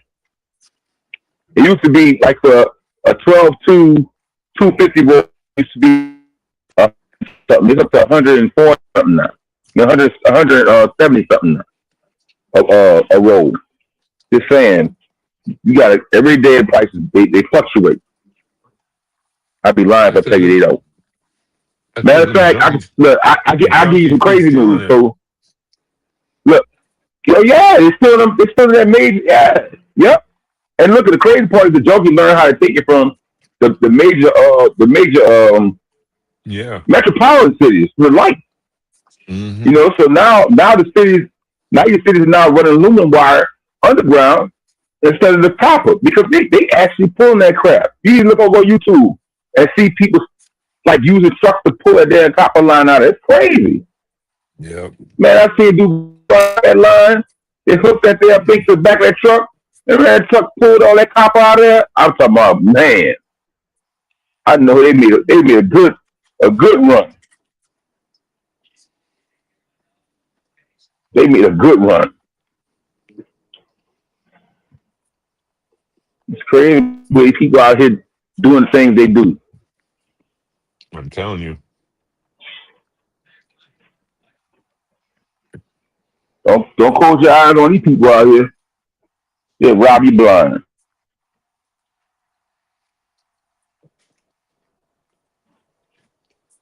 Big thing.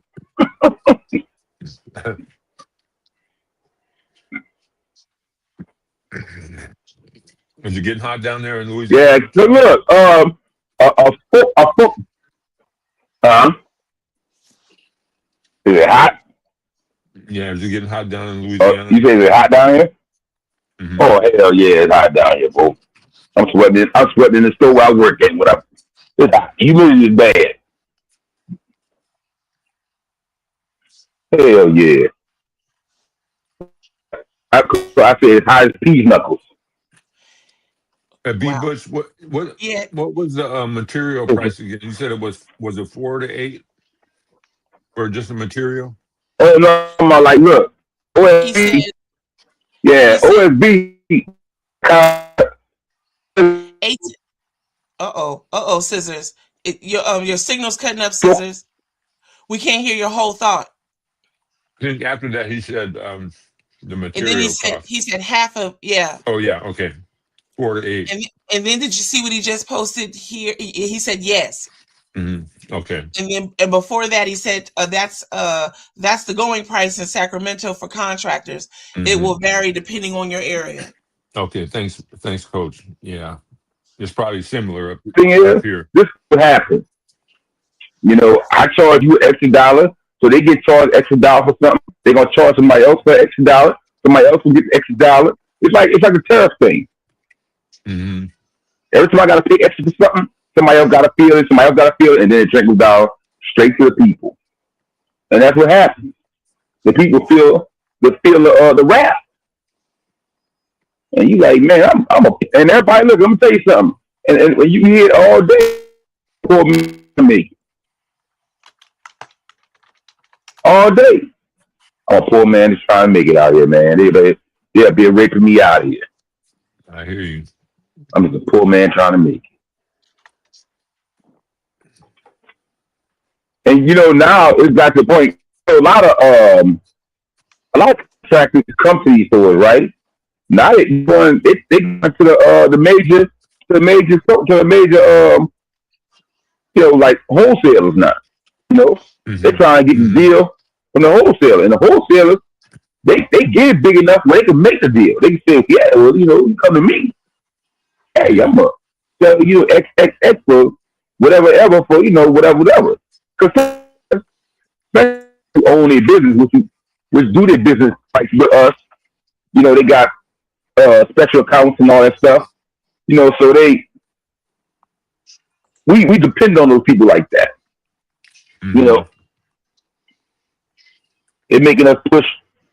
They're making our jobs hard by pushing certain agendas now. Like Yeah. It push certain agendas real hard now. Like people going and pushing credit cards on you. Right. Now they try to make you push special agendas now. And I'm the kind of person who is, when I come to the store, if I want to get it, I want to get it. I don't want you to come in and try to force your agenda like you want me to involve you. Do you want to participate in? No, I don't want to participate in none of that shit. Give me a push.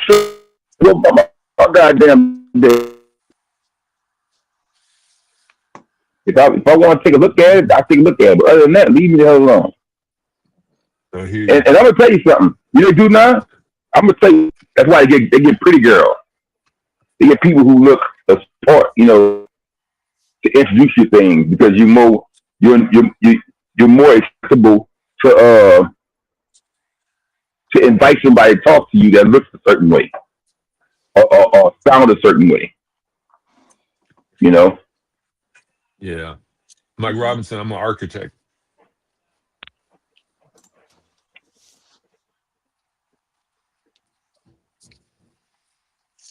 Yeah, they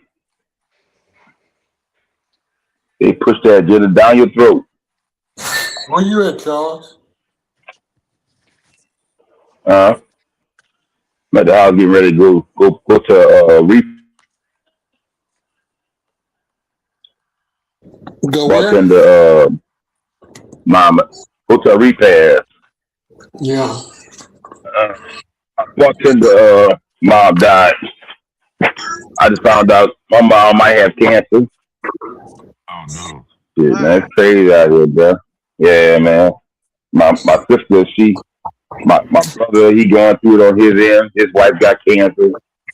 He just went through he having problems with his legs. Man, the world, man, the world got so much going through, bro. My mom is like, I'm asking me, she be like, why are you just like real calm and nonchalant? I said, what am I gonna do about it? What can I do? What can I do? Explain to me why should I give myself up in the rule? Say, well, your sister. She said, they don't think you really care. I said, what can I do? What can I do? Explain to me what can I say or what can I do that can really change any of this? I'm not God. I have no power. Perhaps just the comfort, more comfort scissors, like call her with some jokes or, send her Let me tell you, encouraging messages, more of those. Stixie, I tried that a long time. Let me tell you something, and I'm gonna put this out here like that, but well, no. My mom had three of us. No, listen. My mom had three. My dad had two before he had us three, right? So 5 of us all together. Yeah. My sister never took that well, never. So my dad dying was already inedible. Nobody knew it was gonna happen. COPD. Now, last time I had seen my dad, people try to ask for forgiveness before they die. And my dad, let's talk to my dad. He said, son, I'm sorry. I said, sorry for what, Dad? What are you sorry for? He said, I'm just sorry. I said, I didn't ask you. You good with me. I said, there's nothing to be sorry about. I said, I got a good son. I'm good. My son's right. I'm alive. I'm good. What are you to be sorry about? I said, if you wasn't there, where would I be? I can't. I'm a grown adult. I understand fatherhood. I understand it. I get it. I didn't get it when I was in my 20s and down. Maybe not even my mid-20s. I ain't get it. But I get it. Being a father is not you, man. The things you have to do to stay in line is just that's just it is what it is. But I respect my dad because he never did none of that stuff and was so hard on me. Where would I be? I probably one of you knuckleheads in the street.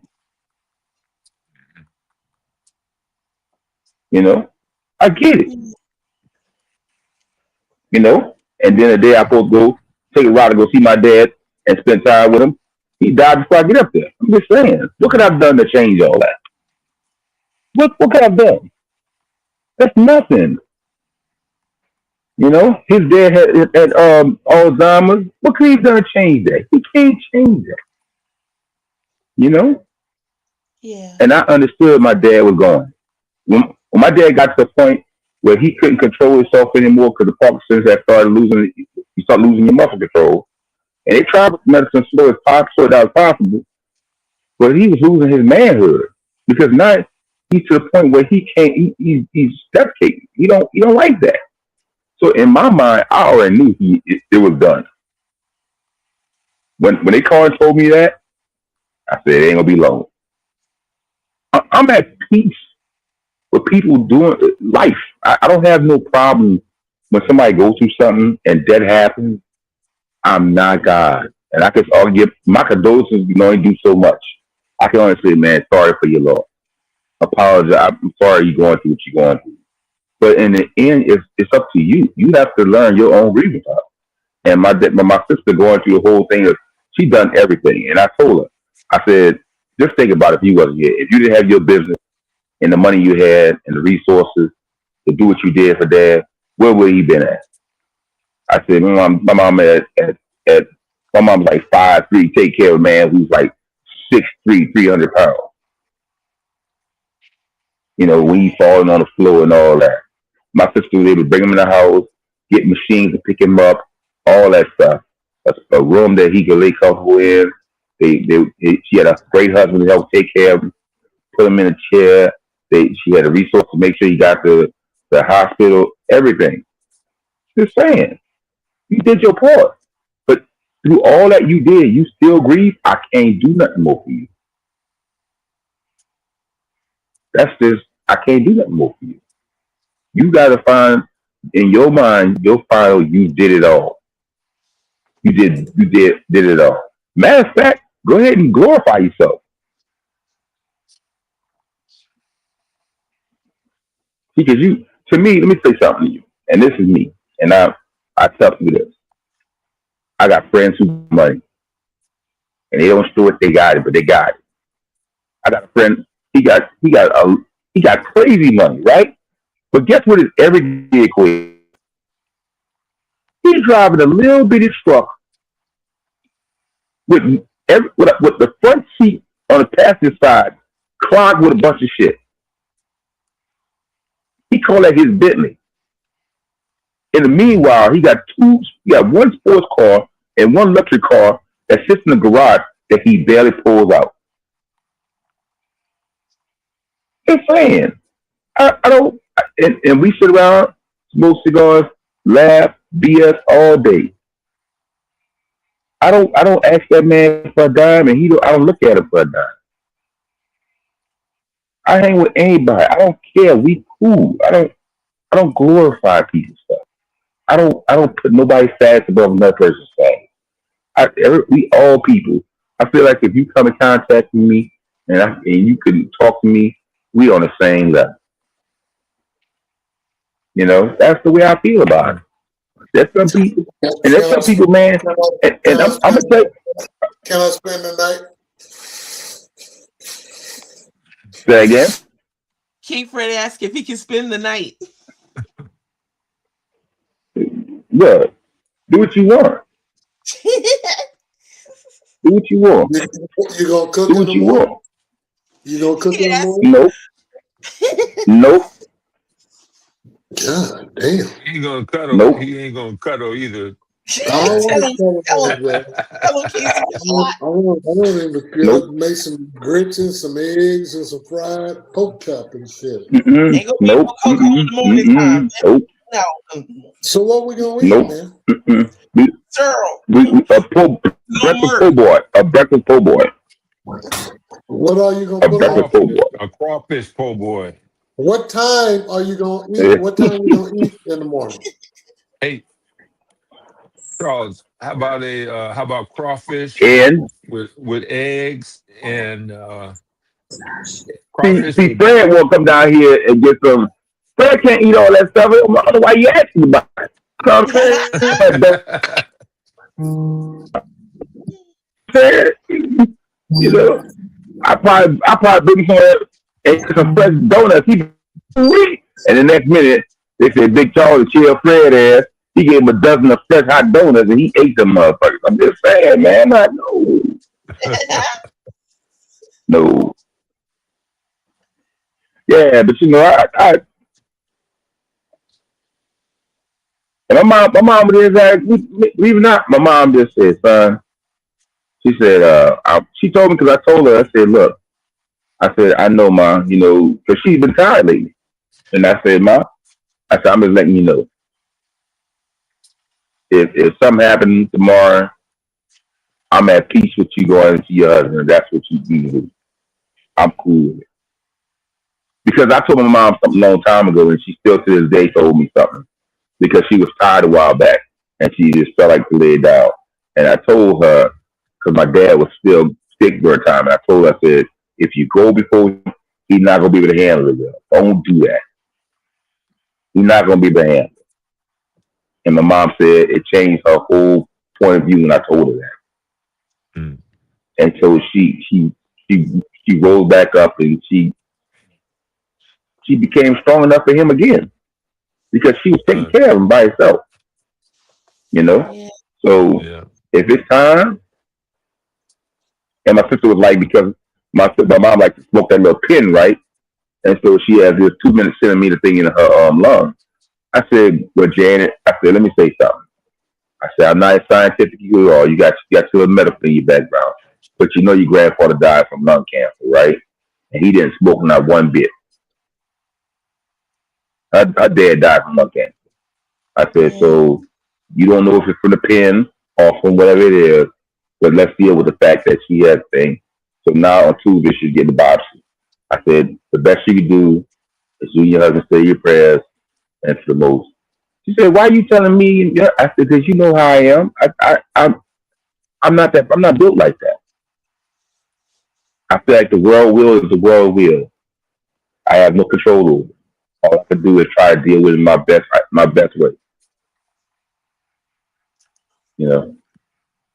So me and my husband gonna pray for you that you okay, you know, all right. You know, I'm not, you know. Cause my son will tell you, and he says it best. You tell me about something that's so big exciting, I'll be like, okay, yeah. I said, yeah, you happy about it? I'm happy for you like it. Man, I got my brand new car outside, man. Come check it out. You ain't happy for me? You like the car? You good with it? What I'm yeah, everybody got my car. What I'm supposed to be excited about? Explain it. Oh no. You like the car, you bought it. It's nice, oh yeah, it's nice. That's my excitement for other people's stuff. But you sit around, you sit me outside, and we sit around, have a conversation, we joking and laughing, then you see the good side. I'm not excited about other people and what their material things and what they have and all that other stuff. That's not. I'd rather sit around and joke with you. And people tell you, I like cracking on people. I like starting messages, laughing people. This real dumb stuff. But other than that, we can sit around and have conversations and do a thing. But life and what take you through. One young man tried to have a conversation with me about him being an old soul. And I tried, he's trying his experience. I said, man, you just in your 20s. What are you talking about? What experience? What experience? I said, you just in your 20s, dude. You know, I said, no, listen, wasn't about your old, it's your demeanor. It's the way you carry yourself. It has nothing to do with your experience. Yeah, well, you know, I said, no, man. He said, man, my experience has got me. I said, okay, that's okay. I can see you like me. You like this argument, this discussion is not going to work. I said, let me tell you something. One thing you can't do with me, you can't bring me into argument because I like arguing with people for no reason. I said, but whatever you feel like is what you feel like. I'm not gonna try to challenge you. I said, but it's your demeanor. I said, just letting you know. Yeah. That's, Yes, Lord, you love yeah, but I got a arguing lot with of shit. people. I got a lot of Can't shit. stand that shit. I got what? But be the You're old right. soul? Yeah, what you No, said? arguing with people. To Oh, I argue like with that. people. Let me tell you something. I know. I You don't know like why? that Because shit. let me say something. You like that? Let me explain something to you. No, hear me out. No, hear me out. Because somebody said the same thing one day. We were sitting out there. I said, you know what the crazy thing? So we got this guy just recently. Let me show you this in. So they got this guy named Fred. Fred comes out there. He don't mind. He don't bother nobody. Fred puts a black in mouth and drinks a Budweiser. Fred don't say nothing to nobody. I said, I bet $20 in the drink I can get Fred head. Fred talks to me Why every you day want to get now. in Fred's head? Why you want to get in Fred's head? I Because don't want to listen, get in my own head. because listen, no, listen. You don't understand. When somebody takes control of your mind, and you have to actually do a how can I say a defensive conversation before you even start. That means every day I'm in your head unnecessarily. I got I don't want to be in retail space nobody's in your head. head. Yeah, But it's why? fun. It's fun. You know No, why? it's not. Because the whole point in life is you shouldn't be walking around worrying about nobody. Nobody should live in your head rent free. When you walk up somewhere and you hold your composure a certain way, you should not come out of your composure because somebody is going to start some shit. You should hold your stand. Because you know what people do? People try to do the same thing to me and I don't respond. And people say, I know you hear me, and I'll be smiling my ass off. I say, You're yeah, I not hear you. arguing with me. Tell me why he likes Yeah, to argue with people. He yeah. arguing with me, No, telling me why he no, likes to argue with people. He should no, go to it's not an Lord. argument. You feel like it's an argument. It's not an argument. It's not. Yeah, It's he a should go to rebuttal. lawyer. It's not an argument. Yeah, you feel like it's an argument. If you feel like this is an argument, you have no idea what an argument is. Man. I'm gonna tell you, that's not an argument. Okay. That's not an argument. Okay. You understand me, chocolate peaches? Okay. I am the king of. I am the king of the jungle. Okay.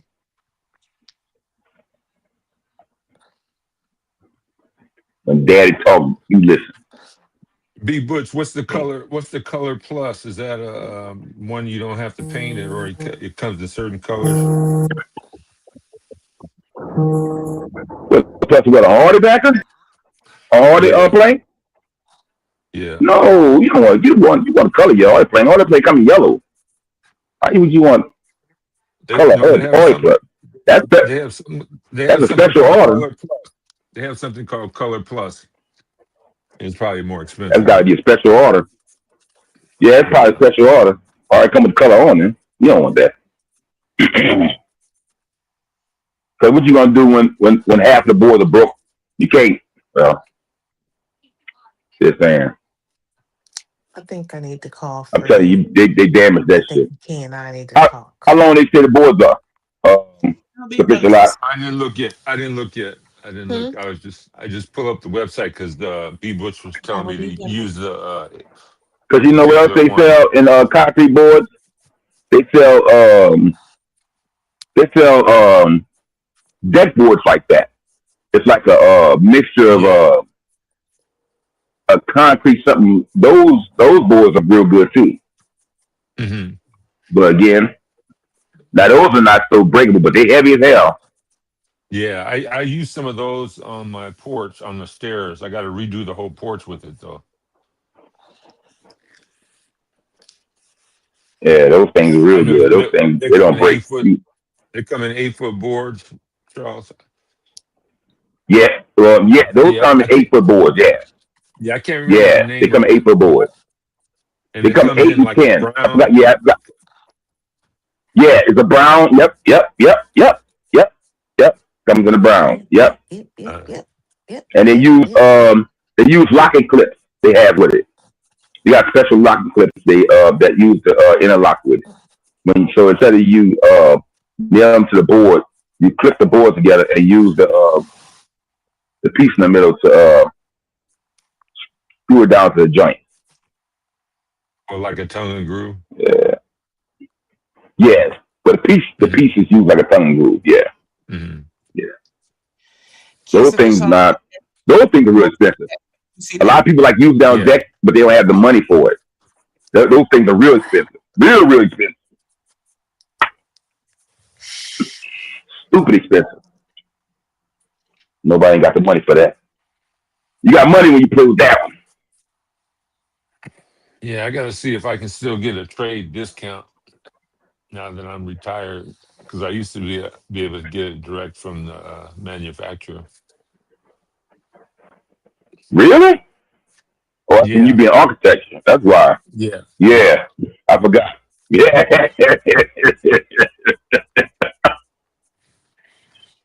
You got better pricing on it. For real.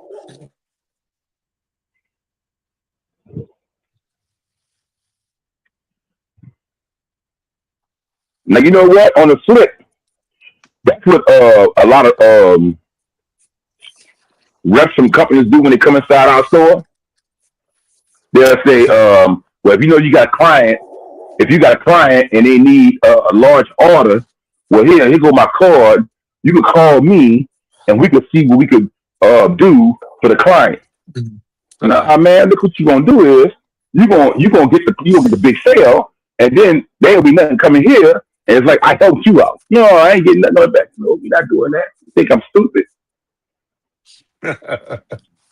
Oh, you playing? Just a little bit. No, I ain't nowhere no part of that story. Go play that shit somewhere else. Yeah, man. I know you sell the best drugs on the block, but you know if you got better clients, you know I got the big stash.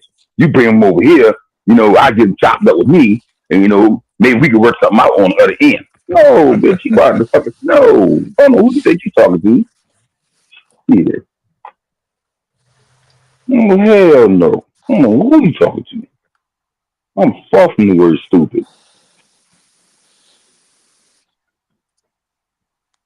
I had it because you know it happened to me when I was running the lumber department, and so this guy came through, and he was getting ready to do a big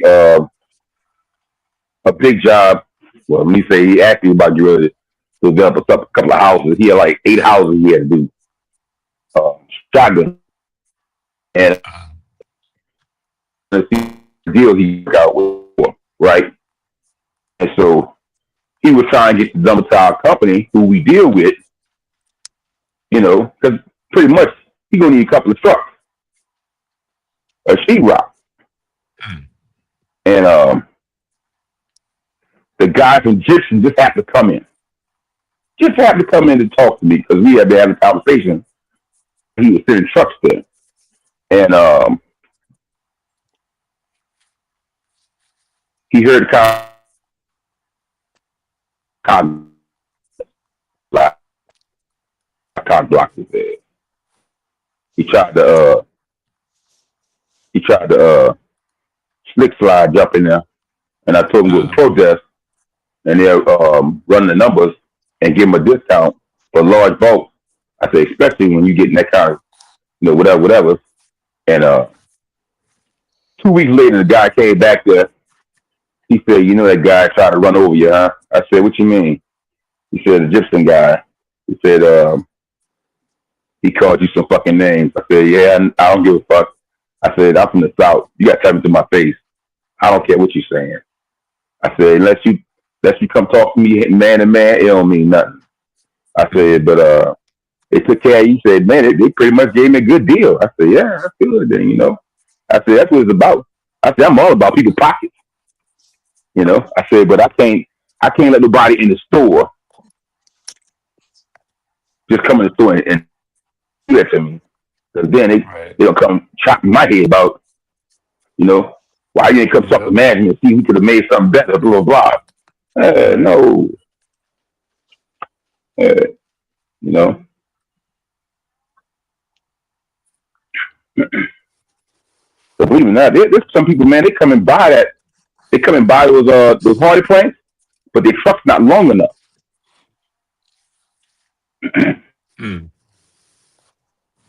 Put the we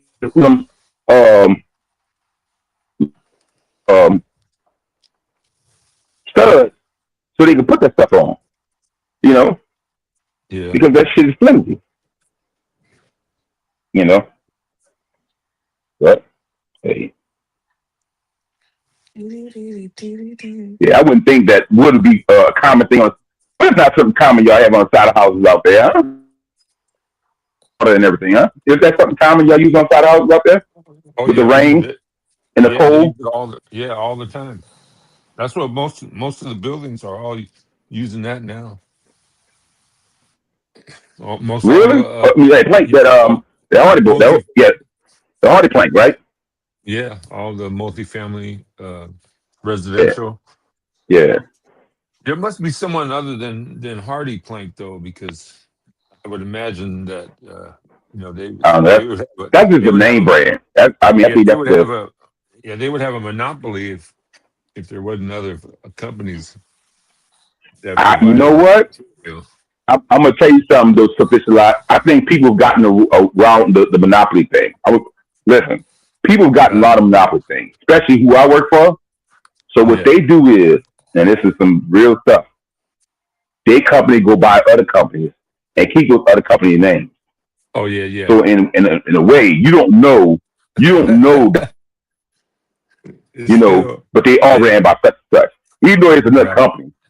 And that's just like believe it or not, Ryobi, Milwaukee, and Rigid Tools are actually run through one company. But the people believe that they're the same company. They're just different tiers of equipment. Ryobi is the bottom, Rigid is the middle, Milwaukee is the top level. So you would never think all those tools individually, but no, the same company. Yeah. Guy tried to argue about the batteries. He said, "Well, Milwaukee got a patent on such and such." I said, listen, bro. If I tell you a company owns Milwaukee and all the rest of them, how they got a patent? Listen, bro. Listen. Milwaukee, the company does not is individually owned. I said, "Listen, man, let it go." I just shake my head. I said, "Okay, man." So they had to Google the information and ask who, they got, motherfucker got Google shit now. And they said, yeah, right. They're not owned by, but I didn't know the company was based out of, I forgot, one of them Asian Oriental companies, countries, they out of. I didn't even know that.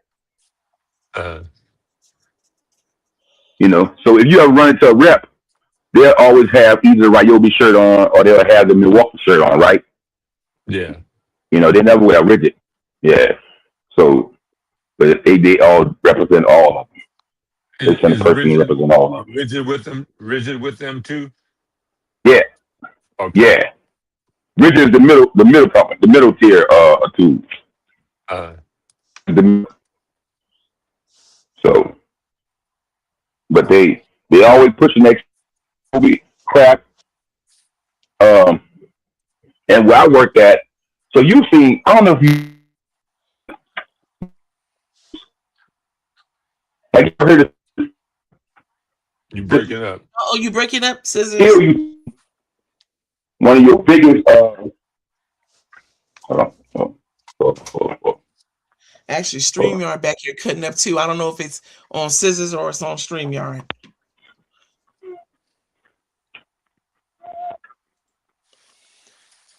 Case Official, I don't know if you've seen that when King B. Butch was speaking.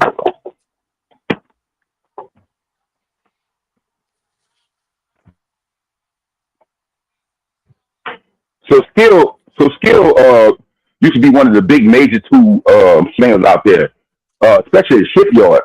They made like the best jigsaws, the circle saws, and reciprocating saws. And then the big boy, Skill. They was a major tool seller out there. I mean, and I'm gonna tell you something. Skill used to drop those things, man. They used to take a banging. you know. But if you don't, you fall out. I think that's what happened to Skill. Um, um, Makita killed Skill. Mm-hmm. So Makita came out. So Makita came the big boy, and then when Makita took over, so Makita became Makita Tools. Are they still Makita Tools, and then after those, are they still made around? in Japan? Yeah, they're still around. Are they still I made don't in Japan? know. I don't think. You know what? I'm gonna say this to you. I don't think none of our tools. I'll be surprised if any of our tools are actually made out here, out of the United States. I'll be surprised. You have to research. I don't know. But I'll be. No, I thought Makita. They used to be, because he might have a delay on him. they were based out of here. That might have been why they were so expensive. Japan, I believe. Japan. Yeah, I thought they were in Japan. That might be as what. See, and I'm gonna tell you something. The reason why that's being, because people have to understand. That's why I don't see how. Let me make you laugh. I don't understand how people get into this thing. You know, it ain't made in America. You know why it's not made in America? Because everything that if we had to depend on Americans making half of the stuff that we use, can you only imagine the price it would be? Yeah, it'd be outrageous. Right. It'd be outrageous.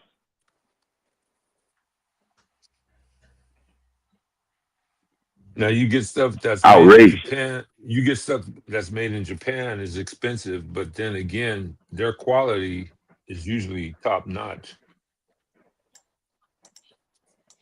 It says, Keith's official.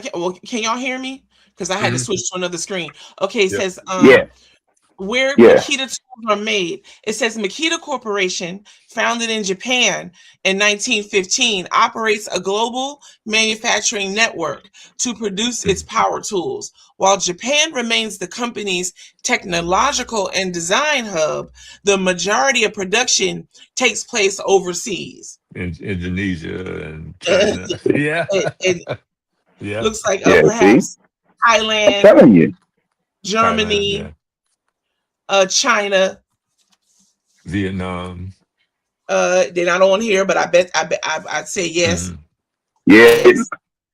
Brazil is on here now. Yeah, all that cheap labor.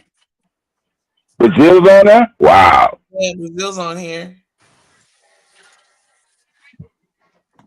Cheap labor is a mug. Right. Real talk.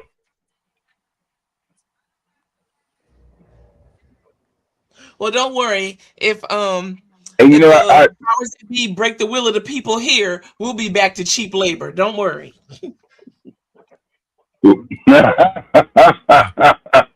Okay. I tell you what. Give us enough universal basic income where we could buy a bag of peanuts. Believe me. Yeah. Well, I tell you what. If we ever let Israel go and our dollars get worth nothing, we're gonna be like Vietnam with our dollars. Vietnam, give you $500 bills, ain't worth nothing. I can't even buy pocket lint. I got a $500 bill. I got a $500 bill. Man, ain't worth nothing. Yeah. Not worth nothing. Not one cent. That's crazy.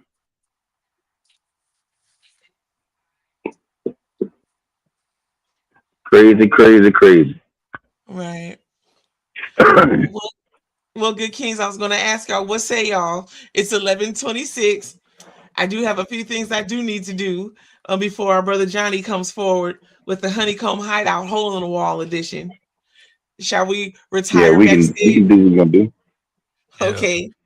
Yeah, you can retire backstage. All right, well, Scissors, because King's Official, I always sign us off.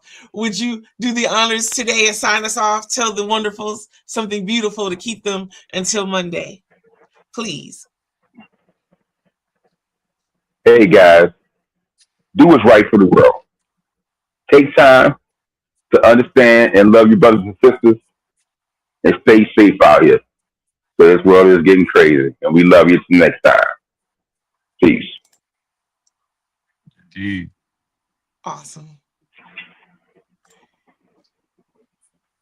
Did you see that King's Official, the last part? Thanks, Oh, me, but yeah, yes. I definitely Bless you. will. Awesome. Love y'all.